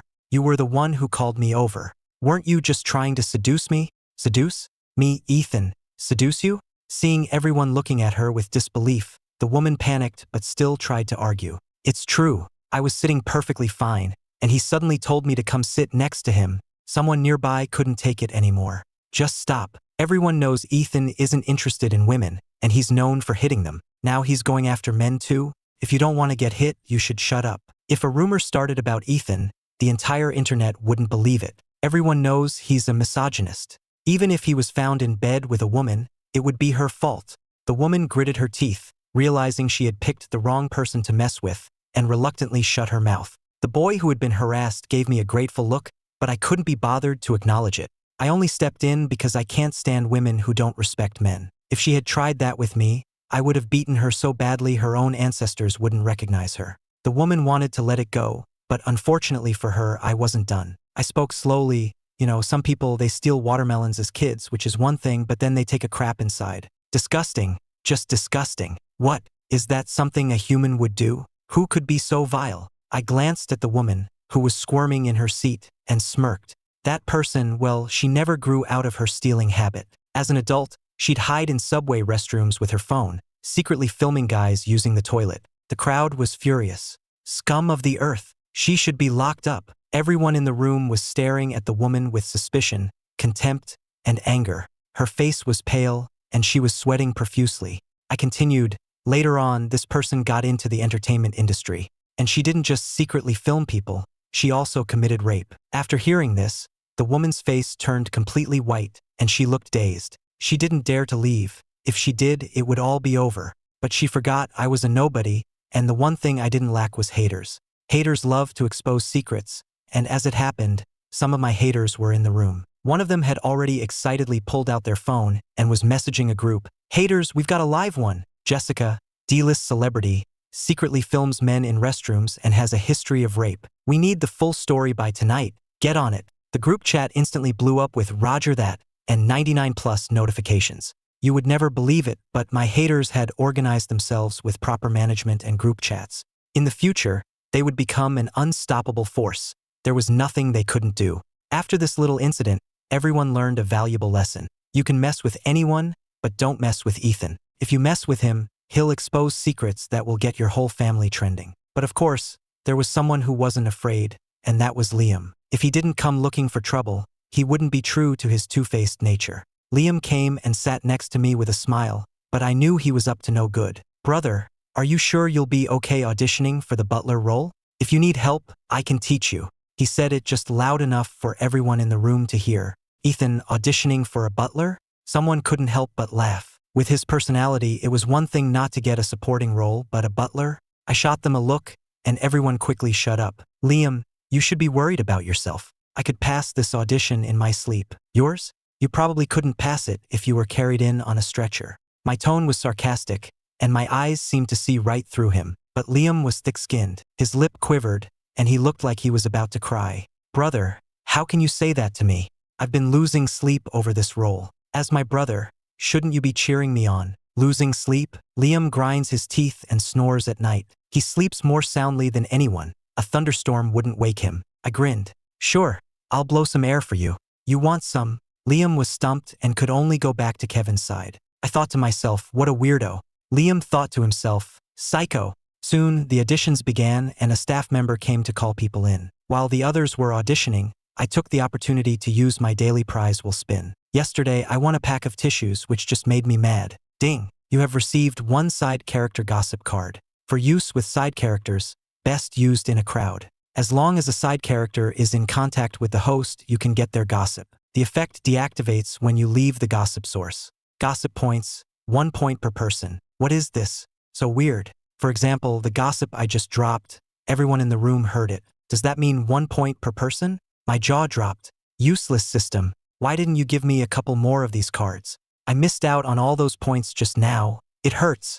I decided to save this card for when I was on set. There would be a lot of people on the film crew, and I could get gossip every day. The thought of it made my future seem bright. So good. Soon, my name was called. I walked out with my head held high, full of confidence. Someone muttered, speechless. He's just auditioning for a butler, and he's acting so arrogant. Celebrities these days have no ambition. I thought to myself, who could possibly understand the joy I get from gossip? When I went in, I was ignored. The director, producer, and screenwriter all disliked D-listers, especially me. The director asked seriously, "You're Ethan Miller? You're here to audition for the role of the butler." The group exchanged glances. They had assumed I was there for a supporting role, but it was the butler. Surprising, very surprising. I smiled calmly. "Yes, director. What is my audition scene?" The director told me to perform a scene where I take care of the drunk female lead and added, "You can choose someone in the room to be your scene partner." My eyes immediately landed on the cinematographer. Pointed at her. "I want her." The cinematographer reacted quickly and came over. "What do I need to do?" "You don't have to do anything. Just sit in the chair.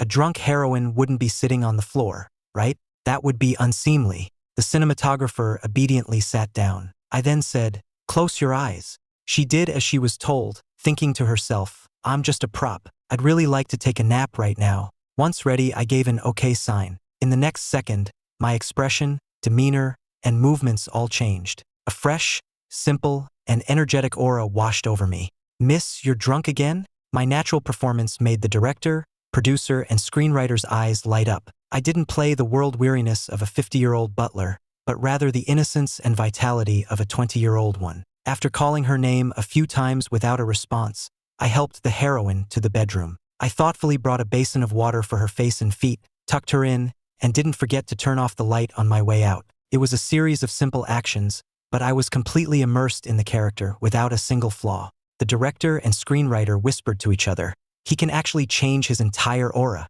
It's a waste for him to play the butler. We could give him a supporting role." After I finished my performance, I returned to my usual self. "Directors, I'm finished." The director spoke with a complicated expression. "What do you think about a supporting role?" I refused directly. "I'm sorry, sir. I only want the role of the butler."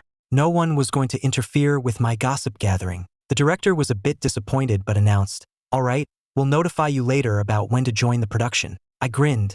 I had passed. I said, "Thank you, sirs," and left. The director shook his head. A role that others would beg for, and he turned it down. The producer agreed, "Yeah, what a shame." They never expected that the usually arrogant Ethan would be so calm after his performance. Only someone with real talent can switch between roles so freely. This Ethan was not simple. Next up was Liam. When he saw me come out, he asked with fake concern, "Brother, how did it go? It must have been hard to play a 50-year-old butler, right?" "Sorry, I passed. I'll be joining the cast soon." Liam's expression froze for a second. He muttered a congratulations and went inside. Kevin was also at the door but didn't seem to want to talk to me. "You're Kevin, right?" I spoke first. "Your parents are seriously ill in the hospital, and you have a younger sister still in school. You just graduated from college, have been interning at the company for 6 months, and you've been with Hannah for 6 months too." Kevin's expression soured. Only Hannah knew about his family situation. Did she tell Ethan? Prying into someone's private life isn't very gentlemanly, is it? I said in a relaxed tone, "Don't be nervous. I won't spread it around. I just wanted to give you a piece of advice." I leaned in and whispered in his ear, "Stay away from Liam." By the time Kevin processed what I had said, I was already gone. He looked down, a hint of mockery in his eyes. Liam was right. Ethan had hit him, so it was no wonder he wanted me to stay away from Liam. If Liam had no friends, it would be easier for Ethan to bully him. 2 days after the auditions, the entire cast was confirmed, and the shooting schedule was set. The actors for the indoor scenes were about to head to the location. This time, filming was on a mountain near Lake Arrowhead. I heard there were 2 large villas up there, with beautiful scenery and fresh air. I packed my bags and was surrounded by Mom and Dad. "Ethan, dear, if you run into someone tall and strong that you can't beat, just try to avoid them. Don't get yourself hurt." "That's right. If you can't win, go for a low blow. Works on men and women." I was shocked. Were my parents teaching me how to fight? Mom also secretly slipped a card into my hand. When she saw Liam come out with his luggage, she quickly pulled her hand back and put on a worried expression. I thought to myself, the Oscars owe my mom an award, and I'm giving it to her. Only a fool would turn down money. I quickly put the card in my bag and played the part of the loving, filial son for my parents. Woo! Another massive fortune has come my way. All you young models, wait for me. Slurp. Mom and Dad heard this and were filled with questions. Seeing Mom and Dad fussing over me, Liam jealously came and stood between us. "Mom, Dad, I'll be on the mountain for many days without seeing you. I'm going to miss you so much." They both gave him a perfunctory nod, thinking, "Don't miss us too much, we don't have any money for you." Liam could tell that his parents' attitude towards him had changed. He didn't get anything and could only force a smile through his jealousy. This time, on this film shoot, I'm afraid someone's outlook is grim. Mom and Dad's hearts tightened when they heard my thoughts. Whose outlook is grim? They wanted to hear more, but I said nothing else. After we left, Mom and Dad hugged each other and cried, "It can't be Ethan. He's so smart and tough. He'll definitely be able to handle any danger." I thought to myself, tough? Thanks, Mom, that's a perfect description. This shoot was in the same region, only a 5-hour drive away. Liam brought a huge suitcase, and even with his shoe lifts, he couldn't move it an inch. He looked at me pitifully, hoping I would help. I looked up at the sky, down at the ground, and quickly slipped into the car. See no evil, hear no evil. Once in the car, I closed my eyes, wanting to sleep, but Liam couldn't sleep and started chatting with the driver about family and kids, which was really getting on my nerves. This driver beats his wife at home all the time, and he has the nerve to say he's good to his wife and daughter. He's put his wife in the hospital several times, and once he almost killed her. He's also violent with his daughter. One of her ears is deaf because he hit her. I thought, my God, how could the Miller family hire someone like this? If Mom and Dad knew, they would definitely fire him, and then he'd just go home and be even more abusive. I hate people who are cowards outside but tyrants at home. taking it out on their family. Host, alcoholics tend to have violent tendencies. This man is not only an alcoholic but also a gambling addict. Unless he commits a crime, there's not much that can be done. I was so angry that I just fell asleep. 5 hours later, the car stopped in town. Liam said he was starving and wanted to eat before we went up the mountain. I agreed. I left my bag in the car and followed Liam into a noodle shop. The moment we walked in, we were recognized by fans. Liam's diehard fans and my haters. "Oh my God, our precious Liam. I can't believe we're seeing you here. We're your fans. Can we get a picture?" The fan was so excited to see her idol she nearly jumped 6 feet in the air. Liam gave a sweet smile. Of course. After taking a close-up photo with the fan, he ordered a bowl of noodles and asked me what I wanted. I just ordered something random. I noticed 2 pairs of eyes to my right staring at me. When I looked over, they looked down. When I turned back, their gaze returned. I thought to myself, this is so weird. Staring at me like I'm a ghost in broad daylight would freak anyone out. Good thing I'm the exception. The haters were thinking, this is so awkward. There are too few of us to properly greet our idol. He's definitely noticed us, and now he's unhappy. I thought, I'm not unhappy. You've got it all wrong. The haters thought, we've been wronged. We were just so excited we forgot to blink. After finishing his noodles, Liam lingered, chatting with his fans, as if afraid people didn't know he was there. I urged him to hurry up, which his fans didn't like. Our Liam loves his fans. What's wrong with chatting a little longer? If you want to go by yourself. It's not safe for Liam to be with you. His haters are crazy. Let's hope we don't run into them. The haters were thinking, we'll follow them later and give them a taste of our full arsenal. If you're not going, I am. I didn't want to attract too much attention. Fans these days are irrational, and since we were heading to the mountain to film, being followed would be a huge hassle. Liam wasn't leaving, so I was just about to go when Liam called out to me. He looked sadly at his fans and said, "Thank you all for your support, but I'm the younger brother, so I have to listen to my older brother." His words were so ambiguous. He was leading his fans to believe that I was controlling and bullying him. Sure enough, the fans got angry. "Ethan, what right do you have to boss Liam around? He can think for himself. Every time Liam is with you, something bad happens, and he still defends you." Liam then pretended to reason with his fans. "Please don't say that. My brother doesn't mean it, he just doesn't want to cause a scene." My haters couldn't stand it anymore. One of them slammed the table and yelled, "You two homewreckers! You stole our girlfriends and you dare to eat here in public? Have you no shame?" Another hater dragged one of the fans out. The fan who was being dragged was stunned and tried to pull away. "Let go of me. We didn't steal your girlfriends. We have pictures to prove it. You want us to show everyone?" The latest nudes, high def and uncensored. The 2 fans panicked. The women they were cheating with were really these 2 haters' girlfriends. Afraid of being exposed, they covered their faces and ran. The haters didn't let them go, chasing after them and yelling, "Stop, you bastards! Still calling him precious Liam? Go kiss your own damn mother." I thought to myself, I have a feeling they're cursing someone out, and it sounds like it's Liam. Am I hearing things? Liam looked awkward, and as a crowd started to gather, he urged me, "Let's go. There are too many people." I laughed internally. Weren't you the one who didn't want to leave? Keep up the act. Gossip. Those 2 just now were my haters. My haters are so vicious, even chasing people down to beat them up. They've clearly inherited some of my skills. I looked up at the sky. My God, who can understand this? My haters learn all the bad things and none of the good. But this is awesome. As long as they don't hit me, they can do whatever they want. I had eaten too much and couldn't sleep in the car, but Liam started complaining of a stomachache. I thought, such a drama queen. Suddenly, a poot sound came from inside the car. I quickly covered my nose. Boat. Another one. The driver awkwardly broke the silence. Haha, an upset stomach is perfectly normal. There are no restrooms up ahead, so we'll have to wait until we get to the base of the mountain to stop. Liam was mortified, his face beat red. Boat. The third one arrived. He wished he could jump out of the car and find a hole to crawl into. I was holding my nose and wanted to jump out of the car too. What on earth did you eat? It stinks so bad. It smells worse than a dead fish in a sewer. System reminder, what else could it be? Snacks. He didn't learn his lesson from the toilet incident. He bought another pile and put them in his drawer, and he ate a bag of beans on the way here. I quickly opened the window for ventilation. I didn't want to be so dramatic. After all, nature calls and it's healthier to let it out. But I just couldn't pass up the opportunity to humiliate Liam. If I were the one farting today, Liam would definitely say, "Oh brother, life is about movement, and health is about circulation. Gas is just the body's waste. Letting it out helps you live longer." Thankfully, it wasn't long before we reached the base of the mountain. The moment the car stopped, Liam, wearing a mask, sprinted towards the restroom. He looked like he was one step away from soiling his pants. The driver got out to have a smoke, his eyes occasionally glancing towards the convenience store. I also got out for some fresh air, went into the store, bought 2 bottles of liquor and some snacks, and put them directly in the car. The driver glanced at them and said in surprise, "That's some good liquor, Mr. Miller.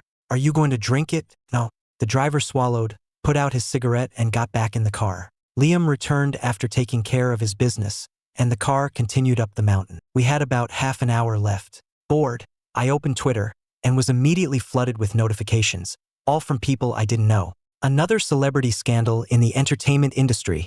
Someone has publicly accused Jessica of raping a minor. This kind of scum should be executed. "Brother, what are you looking at?" Liam leaned over. I openly showed him my phone. When Liam saw the content, he looked at me in shock. "How did you know about this? Was what you said before true, not just nonsense?"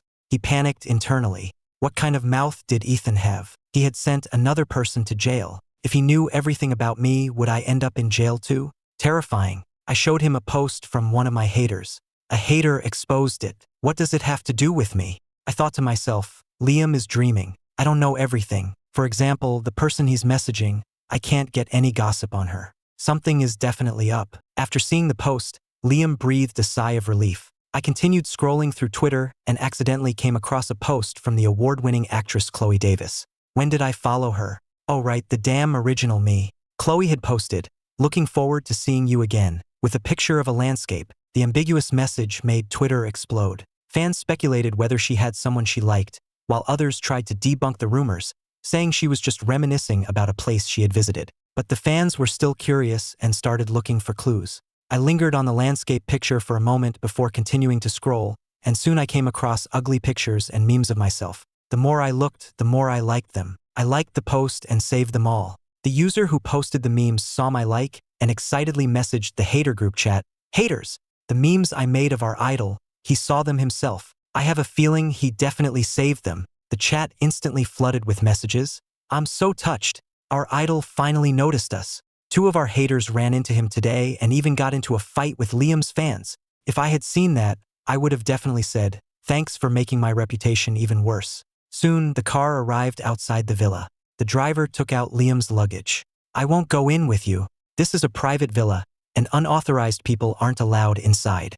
I handed the snacks I had bought to the driver. "Sir, thank you for the long drive. The weather is getting colder. Have these snacks on the road." The driver was taken aback and politely refused. "Sir, it's my job. I can't accept this. I already bought them, and I'm not going to eat them, so just take them." After a little more coaxing, the driver accepted, and his impression of me improved significantly. "I hope you 2 gentlemen have a pleasant stay." After the driver left, Liam struggled over with his suitcase and asked curiously, "What did you give the driver?" He seemed so happy. "Oh, I bought him a pack of cigarettes. That's why he's happy," I lied. Liam was dismissive. Buying cigarettes for a driver? Mom and Dad already pay him a salary every month. Liam couldn't move his luggage and pleaded with me pitifully, brother, please, can you help me? Ryan is setting up the scene and can't come out to get us." "I'm not falling for that. Why don't you change your shoes? These hands of mine aren't made for manual labor." Tears welled up in Liam's eyes. He angrily threw his suitcase on the ground and sat down, crying, "Brother, what do you have against me? I'm not competing with you anymore. Can't you just give me a little bit of respect?" Liam is starting his act again. He's so deep in character. Should I engage? If I do, he'll just go on and on. If I don't, he'll just keep whimpering. Just then, Kevin walked out and immediately saw Liam crying on the ground. Assuming I was bullying him, he walked over angrily and helped Liam up. "Ethan, how can you bully your brother like this?" His voice was full of disappointment. He supported Liam and picked up his luggage. "Host, the show is about to begin." Liam had already told Kevin to come out and get him. He wanted Kevin to see the scene on purpose. I know, every time Liam cries, he's up to no good. I figured out his routine, but I'm not going to expose him. A good show should be savored slowly. "Kevin, it's not my brother's fault. My suitcase was too heavy, and I asked him to help me with it, but he didn't want to, so Liam's eyes were filled with sadness, perfectly playing the part of the innocent younger brother defending his malicious older brother. Kevin dragged the suitcase and led Liam forward. "I'll carry your bag. Don't make excuses for him. I have eyes.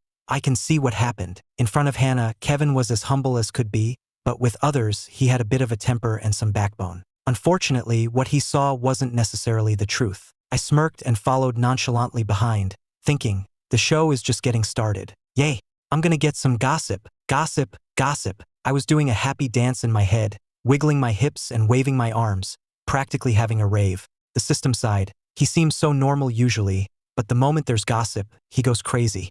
Host, once everyone has arrived, you can use the side character gossip card. Okay, once everyone's here, just activate it automatically and give me a ding. After arriving at the villa, the three of us went straight to the second floor without seeing anyone else. Liam asked Kevin, "Where's everyone?" "They're all out back setting up the outdoor set. The lead actress is rehearsing her scene." TSK, Chloe is so dedicated. No wonder she's the actress with the most male fans. I silently complained to myself, unlike me, I have a mountain of scandals and get cursed out by haters every day, and they say some really nasty things. The internet's number one sarcastic bastard, the crazy violent man, the loose-lipped secret spiller. I have a whole basket of ugly nicknames. The villa had 3 floors. On the second floor, Kevin pointed to a room and said he was sharing it with Ryan. Then he led Liam into the room, completely ignoring me. "Thanks," I said politely anyway. After all, I have manners. I opened the door to my room and found it spacious and bright, with a simple and comfortable decor. It seemed the owner of the villa had a preference for light colors. I had just put down my backpack when Liam came to get me. This two-faced guy really couldn't rest for a second. "Brother, should we go help out too? I heard we were the last ones to arrive." He put on a pitiful expression. "We already left a bad impression on people from the last show. If we don't do better this time." As he spoke, his eyes started to get red. Kevin quickly comforted him. "It's okay. I got here early, and I haven't been much help either. We're filming the indoor scenes first anyway. The outdoor scenes aren't until next week." Liam held Kevin's hand, still looking dejected. "I wish you were my real brother. Then I'd have someone to talk to." Kevin's heart softened. "You can think of me as your real brother. Did you hear that? Think of him as a real brother." Next up is framing, slandering, and stealing everything from Kevin. Being this guy's brother is a dangerous job. If Kevin wants the title, I'll give it to him, no charge. But seriously, Kevin is a decent guy, just has terrible luck. I'm afraid he won't live long. Liam's mouth could talk an ant's legs off. And with Kevin being so blinded by love, he's not just going to lose his legs, he's probably going to lose his life. To make Kevin completely trust him, Liam pretended not to know about his relationship with Hannah and deliberately called her in front of him. "Hannah, can you come visit me on set when you have a break? The scenery here is beautiful. I'll take you around after we finish filming." "Okay, it's a deal. Please, Hannah." Ugh, that voice is giving me goosebumps. After hanging up, Liam proudly boasted to Kevin, "My sister Hannah spoils me the most. She agrees to whatever I say. I asked her to visit the set, and she immediately said yes. She agreed to come and torture Kevin. Wow, I'm actually looking forward to it." A flicker of light passed through Kevin's eyes, which Liam caught instantly. He smiled even more brightly. "You're my only good friend. When my sister comes, I'll take you out with us." Kevin lowered his head and mumbled an "okay," his heart filled with anticipation. If Hannah saw him working so hard on set, would she start to like him a little more? I sneered from behind. "Hang out? More like risk your life. When you two are done for, I'll do a little dance on your graves." After the 3 of us arrived at the set, the system suddenly made a ding sound. Side character gossip card has been activated. "Host, get ready for some gossip." My eyes instantly lit up. "Let's do this. Let the feast begin." Wow, the supporting actress who just arrived is secretly married, and her husband is an internet celebrity. Who's talking? Most of the crew members on set jerked their heads up, a wave of fear washing over them. This place isn't haunted, is it? Oh my God, a ghost is whispering in my ear. Chloe froze too. Hearing that familiar voice, her eyes brightened, and she looked up, her gaze meeting mine as I scanned the area. I thought to myself, there's nothing here. Why is the famous actress staring at me? She's like my dog, Buddy. Hearing the name Buddy, Chloe pressed her lips together. So, in my mind, she was on the same level as a dog. How infuriating. The people who had heard the voice waited for a while, and when they didn't hear it again, they thought the ghost had left. But the next second, the ghost spoke again. "Haha, this is killing me. Her husband often sells counterfeit goods on his live streams. Last time, he was selling expired sanitary pads, and when you opened them, there were maggots wriggling inside. How can people like that exist? He needs to be called out and condemned. Someone suddenly realized that the voice sounded familiar. Wasn't that Ethan's voice? They could actually hear Ethan's inner thoughts? Holy crap, he was dropping bombshells again. Who was he talking about? Ethan, you have to be more specific. This is killing us. The funniest part is, she saw her husband's live stream selling the expired pads and bought several boxes. Her husband was so freaked out by the maggots that he couldn't sleep all night and ended up keeping her up with him all night long. My God, that intense? This plot is moving at high speed. Can we get some more details? Thanks, and may you have a long and peaceful life. A beautiful woman on the set was now blushing furiously. She had also heard the voice, and putting two and two together, she realized she was the one being talked about. She quickly and secretly ran off to make a phone call. Honey, stop selling those sanitary pads. If this blows up, you're finished. What? You already paid them off? That's good. You need to cancel the contract immediately. This is serious. After hanging up, the woman breathed a sigh of relief. That was close. Her career almost went up in flames. But before she could fully relax, the ghost spoke again. TSK, I just said that, and he's already back on live stream selling more fake goods. This time it's honey. Wow, he added a lot of white sugar. Hearing this, the woman completely lost it. She ran out again to make another call, her voice filled with anger. Stop selling fake products. Why don't you listen? Do you have any idea? If this gets out, you won't just be cursed out, you'll be sued. I'm worried about you. Cancel the contract and come home right now. How much is the penalty? I'll transfer it to you. When she received the contract termination fee from her husband, she winced in pain but transferred the $1 million. This film shoot was now a total waste of her time. Who on earth was exposing all this? And so timely too. She really wanted to thank this person. Liam pulled Kevin along, deliberately getting closer to Chloe. Meanwhile, I was enjoying the gossip while helping to move materials for the set construction. Chloe wanted to come talk to me, but she was being pestered by Liam. She was getting more and more annoyed, and the look she gave Liam turned a bit cold. This man was so noisy. She really wanted to sew his mouth shut. But Liam was completely oblivious and shyly asked Chloe for advice on how to get into character. Mr. Liam, Chloe's cool voice interrupted him. Her eyes were cold, her smile barely visible. Mr. Liam, this Mr. Kevin next to you is very talented. I don't have any advice for you. If you're not busy, please step aside.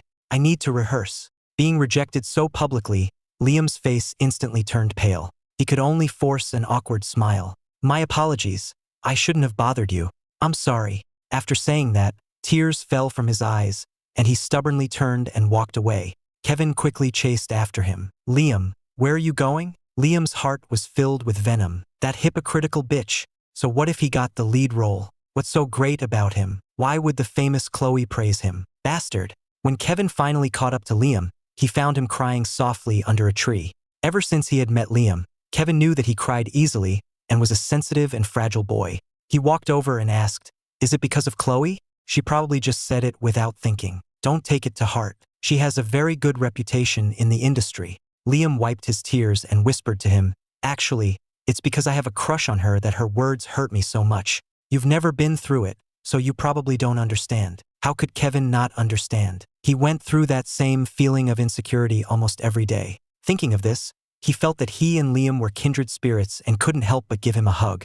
There was no trace of sadness in Liam's eyes, only venom and coldness. He continued, "I thought I would get the lead role and then I could build a relationship with her in the show. But I never expected to lose out and only get a supporting role." As he spoke, Liam started crying again. A wave of guilt washed over Kevin. If he hadn't gotten the lead role, Liam would have been the star. He had ruined someone's chance at love. The roles were all set now, and there was no changing them. Kevin wasn't foolish enough to ask to switch roles. After all, he had earned the lead part through his own hard work. He had auditioned for the lead to be worthy of Hannah. "Kevin, you're more talented than me, that's why you got the lead role. But I really do like her. Can you promise me one thing?" Liam wiped his tears, a triumphant glint in his eyes. "Name it," Kevin agreed without hesitation. If it was something he could do, he would definitely help. That's what friends were for. "Promise me you won't have any physical contact with her, okay? This show has kissing scenes and bed scenes. You can request a body double or use camera tricks." The request wasn't unreasonable. Kevin didn't like physical contact with people he wasn't interested in anyway, so he nodded immediately. "I promise." Liam finally smiled. "Kevin, you're the best. I'm so lucky to have a friend like you." A warmth spread through Kevin's heart, and he smiled too. Liam, you should smile more often. You're actually very handsome when you smile. But my brother is better looking, and he likes her too. On the last show, they were always in the same group. I'm worried that during this shoot, he'll do something bad to her. He's hit her before, so he'll definitely threaten her. Liam started stirring up trouble again. That happened. Kevin was completely shocked. He didn't know the details, but hitting a famous actress like her was going too far. How could he lay a hand on someone as wonderful as Chloe? He wasn't a man. Yeah, that's why my brother has so many haters. I'm really worried that if he keeps this up, everyone will despise him. Liam continued to add fuel to the fire. I rolled my eyes internally. Thanks for your concern. I'm not afraid of being despised. Everyone is welcome to despise me. Kevin thought for a moment and said, then I'll keep an eye on both of them for you. If anything happens, I'll let you know. Thanks, Kevin, you're a great guy. Liam was smug. With just a few words, he had secured a loyal friend and a free spy. This was a win. I followed behind them, watching Kevin's sincere, I'd do anything for a friend expression, and sneered internally. You fool. You think you've made a friend, but you've actually just been handed a one-way ticket to hell. With this move, Liam is not only using you as a pawn, but he's also going to steal your credit, push you into the abyss, and climb up over your dead body. In the last life, this is exactly how he destroyed you. I thought silently, the warmth draining from my eyes. Yes, the last life. The phrase echoed in my mind, but it was like looking through frosted glass, blurry and indistinct, leaving only a bone-deep hatred and a sense of powerlessness. I didn't know why I knew these things. This storyline was like a brand on my soul, allowing me to see through Liam's every move. The three of us arrived at the outdoor set under construction. The place was bustling with the director, crew, and a few supporting actors, all busy at work. The most eye-catching person, without a doubt, was Chloe, who was standing in the center of the area, discussing something with the director. She was dressed in a simple white casual outfit, her long hair tied back loosely, her face free of makeup, yet she was still breathtakingly beautiful. Sunlight filtered through the leaves, casting a sacred halo around her. Liam immediately pulled Kevin over to her, while I tactfully moved to the side, pretending to survey the surroundings, though in reality, all my attention was focused on them. Hello, Ms. Davis. I'm Liam. I'm also an actor in this show, Liam said, his voice laced with the perfect amount of shyness and admiration. Chloe turned at the sound of his voice, her cool gaze sweeping past Liam and Kevin before landing precisely on me, standing a short distance away. The moment our eyes met, I saw a complex, unreadable emotion flash in her eyes. Curiosity, confusion, and a hint of a sadness I couldn't comprehend. Why is she looking at me? I don't have any gossip written on my face. I grumbled internally, but on the surface, I calmly looked away. Chloe withdrew her gaze and gave Liam a brief, cool nod as a greeting. Her aloofness made Liam a bit awkward, but he quickly recovered and started making small talk. Just then, Chloe started walking, heading straight for me. I froze. The eyes of everyone on set followed her, focusing on me. What does she want? Is she here to cause trouble? No, that's not right. In the last life, wait, we didn't have any interactions. Ethan, she stopped in front of me, her voice as cool and clear as striking jade. Long time no see. My heart skipped a beat, but I put on a confused expression. Ms. Davis, have we met before? She looked at me deeply, her gaze so intense it felt like it could pierce through my skin and see into my very soul. After a long moment, she suddenly whispered something strange. The lemon drops from that corner store. They stopped selling them a long time ago. My mind went blank, as if struck by a heavy hammer. Lemon drops. A blurry image flashed through my mind like lightning. A rainy afternoon, under a narrow eave. A thin girl in a school uniform sharing her last lemon drop with an equally miserable me. The sweet and sour taste seemed to instantly come alive on my tongue again. Why is this actress being so weird? What lemon drops? I don't remember any of this. I forcefully suppressed the storm raging inside me, covering it up with the system's sarcastic tone. I could feel Chloe's eyes lingering on my face for a long time, as if trying to discern the truth in my words. In the end, she said nothing and turned away. Watching her walk away, for the first time, I had a huge doubt about my precognition. The next few days of filming proceeded in an orderly fashion. As expected, Liam began his performance. He used his friendship with Kevin to cultivate an image of himself as a diligent, kind, and innocent person on set, all while constantly whispering in Kevin's ear, hinting at my terrible nature and improper intentions towards Chloe. As for Chloe, she seemed to be deliberately avoiding me, yet she would always be observing me from the corner of her eye. Her probing never stopped. Sometimes she would mention an old place name, other times she would hum an old, forgotten song. Every detail was like a key, constantly prying open the sealed door in my mind. Until one day, Liam's first official setup arrived. He coveted a luxury brand endorsement that Kevin was about to secure. So, he used his old tricks, forging chat logs that made it look like Kevin was secretly contacting a rival brand and leaking the campaign plans. He then anonymously sent them to the brand and our company's executives. The system's cold voice sounded in my head. Ding! Tragic fate node detected. Kevin loses the endorsement due to being framed and is shelved by the company. His career ruined. I was reading my script in a corner, and when I heard that, I shot my head up. Not again. This feeling of powerlessness again. I clenched my fists so tightly my nails dug into my palms. I couldn't let this happen. Just then, my sister Hannah came to visit the set. As a company executive, she had clearly received the evidence and was heading to confront Kevin with a cold expression. I immediately rushed over and blocked her path. Ethan, what are you doing? Hannah frowned. I didn't have time to explain, so I just screamed internally, Hannah, are you blind? This Photoshop job is terrible. Look at the edges of the chat bubbles. They're clearly pixelated. And the timestamp, the font is all wrong. This fake chat log, the editing skills are worse than my haters. It's full of holes. Hannah stopped in her tracks. She gave me a suspicious look, then looked down at the evidence on her phone again. Also, Kevin's phone is the latest model, so the status bar at the top of the screenshot should have rounded corners. But this one has sharp corners. This must have been edited using a template from a 3-year-old phone. That idiot Liam, he can't even do a proper job when he's being evil. Hannah's expression shifted rapidly. She looked up sharply, her gaze landing on Liam, who was pretending to comfort Kevin nearby. She said nothing more, turned, and walked away, immediately calling the tech department to verify the evidence. I watched her go, the tension finally leaving my body. At that exact moment, the system's voice sounded again. Ding! Successfully corrected tragic fate node. Kevin is saved from being framed. Host has prevented a tragedy and earned 100 points. Reward distribution. Unlocking memory fragment. Boom! A massive, painful flood of memories instantly overwhelmed my consciousness. I saw it. I saw it all. In my past life, Miller Corp was attacked from both inside and out by the rival CEO, Mr. Thompson, in collusion with Liam, and ultimately went bankrupt. My father couldn't handle the blow and died suddenly of a heart attack. My mother's hair turned white overnight, and she lost her mind. My oldest sister, Victoria, was forced into a business marriage to save the company, marrying an abusive monster, and eventually died of depression after endless torment. My second sister, Hannah, took the fall for all the crimes Liam framed Kevin for to protect him.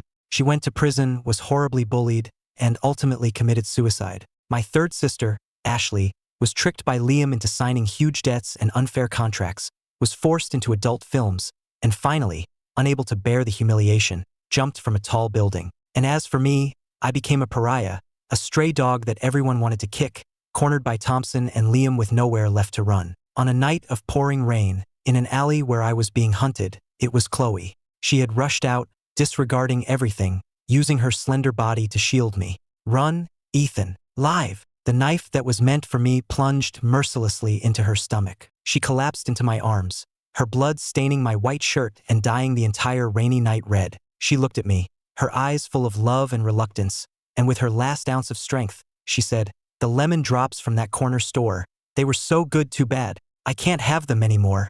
No! I jolted awake from the memory, drenched in a cold sweat, my heart aching so much I couldn't breathe. Tears streamed uncontrollably from my eyes. I covered my face and let out a beast-like roar. So that's how it was. So I was reborn. Reborn with a system that could fix tragedies, back to a time before any of it happened. And Chloe, she was reborn too. She didn't have a system, only those painful memories, searching for me, testing me all alone. I wiped away my tears, and a monstrous hatred and a flame of vengeance ignited in my bloodshot eyes. Thompson, Liam, the blood debt you owe from the last life, in this life, I will make you repay it 1,000, 1,000,000 times over. And Chloe, my Chloe, this life, it's my turn to protect you. I ran out of the film set like a madman and found Chloe reading quietly in a nearby coffee shop. I walked up to her, my voice trembling with emotion. The lemon drops, they don't sell them anymore. But I know that under the old oak tree on the south side of town, there are glass marbles we buried together as kids. Chloe's hand holding the book tightened abruptly. She slowly looked up, her cool eyes instantly filling with tears. She didn't speak, just bit her lip hard as large tears rolled down her cheeks. 1,000 words were exchanged in that silence. We had found each other again. That afternoon, we shared the stories of our rebirth. I told her about the system, and she told me about all the efforts she had made since she came back. We were no longer fighting alone. We became the strongest of allies. The plan for revenge officially began. First, we had to save my sisters. For Hannah, I had Chloe use a veteran industry insider to casually leak the secret of how Kevin had died in the last life, taking the fall for her. At the same time, when I saw Hannah at home, my inner voice chimed in at the right moment. Hannah's finally getting a clue. Kevin died for her in the last life. She has to treat him well this time. She can't push him away again. A man that good, if you miss him, you'll never find another. Hannah already felt guilty about the Photoshop incident with Kevin, and after learning this truth, she was profoundly shaken. She began to actively care for Kevin, and their relationship quickly thawed, becoming unbreakable. For Victoria and Ashley, I spent 200 points to redeem the system's evidence restoration tool. I restored high-definition videos of everything. Liam secretly making a copy of the safe key, swapping Victoria's rare coin with a fake and selling it to Thompson's confidant, and him deliberately breaking Dad's antique and slashing Mom's painting to frame Ashley. I sent the videos to them anonymously. That night, I heard suppressed sobs coming from Victoria's room, while Ashley burst into my room, hugged me, and cried her eyes out, repeating, "I'm sorry," over and over. My sisters were completely heartbroken and completely awakened. The strength of the Miller family began to quietly unite. We collected evidence of Thompson's and Liam's crimes while waiting for the final showdown. That day finally came. At Miller Corp's most important annual strategy conference, Thompson was in attendance as a special guest. Following the script of The Last Life, he was supposed to drop a fatal scandal about the Millers during the live-streamed event, coordinating with Liam's inside information to crush our family in one fell swoop. But in this life, we were writing the script. Halfway through the conference, Thompson made his move, presenting evidence and accusing Miller Corp of tax evasion and poor product quality. Just as the room erupted in an uproar and camera flashes went wild, my sister Victoria calmly walked onto the stage and took the microphone. "Mr. Thompson, thank you for your concern," she said with a cold smile. Then the image on the large screen behind her suddenly changed. It was playing the videos I had restored. Liam's ugly face as he stole, destroyed, and framed others was clearly displayed for everyone to see. The conference hall exploded into chaos. Liam stood next to Thompson, his face as white as a sheet. But it wasn't over. Victoria took out one last document, her voice ringing through the hall. "Everyone, I have one more special gift for Mr. Thompson and Liam." A paternity test report appeared on the screen. The results were crystal clear. Thompson and Liam were biologically father and son. Liam is not a child of the Miller family at all. He is a pawn that Thompson planted in our home for 18 years. The entire room fell silent. Thompson's face was ashen, and Liam completely broke down, collapsing to the floor.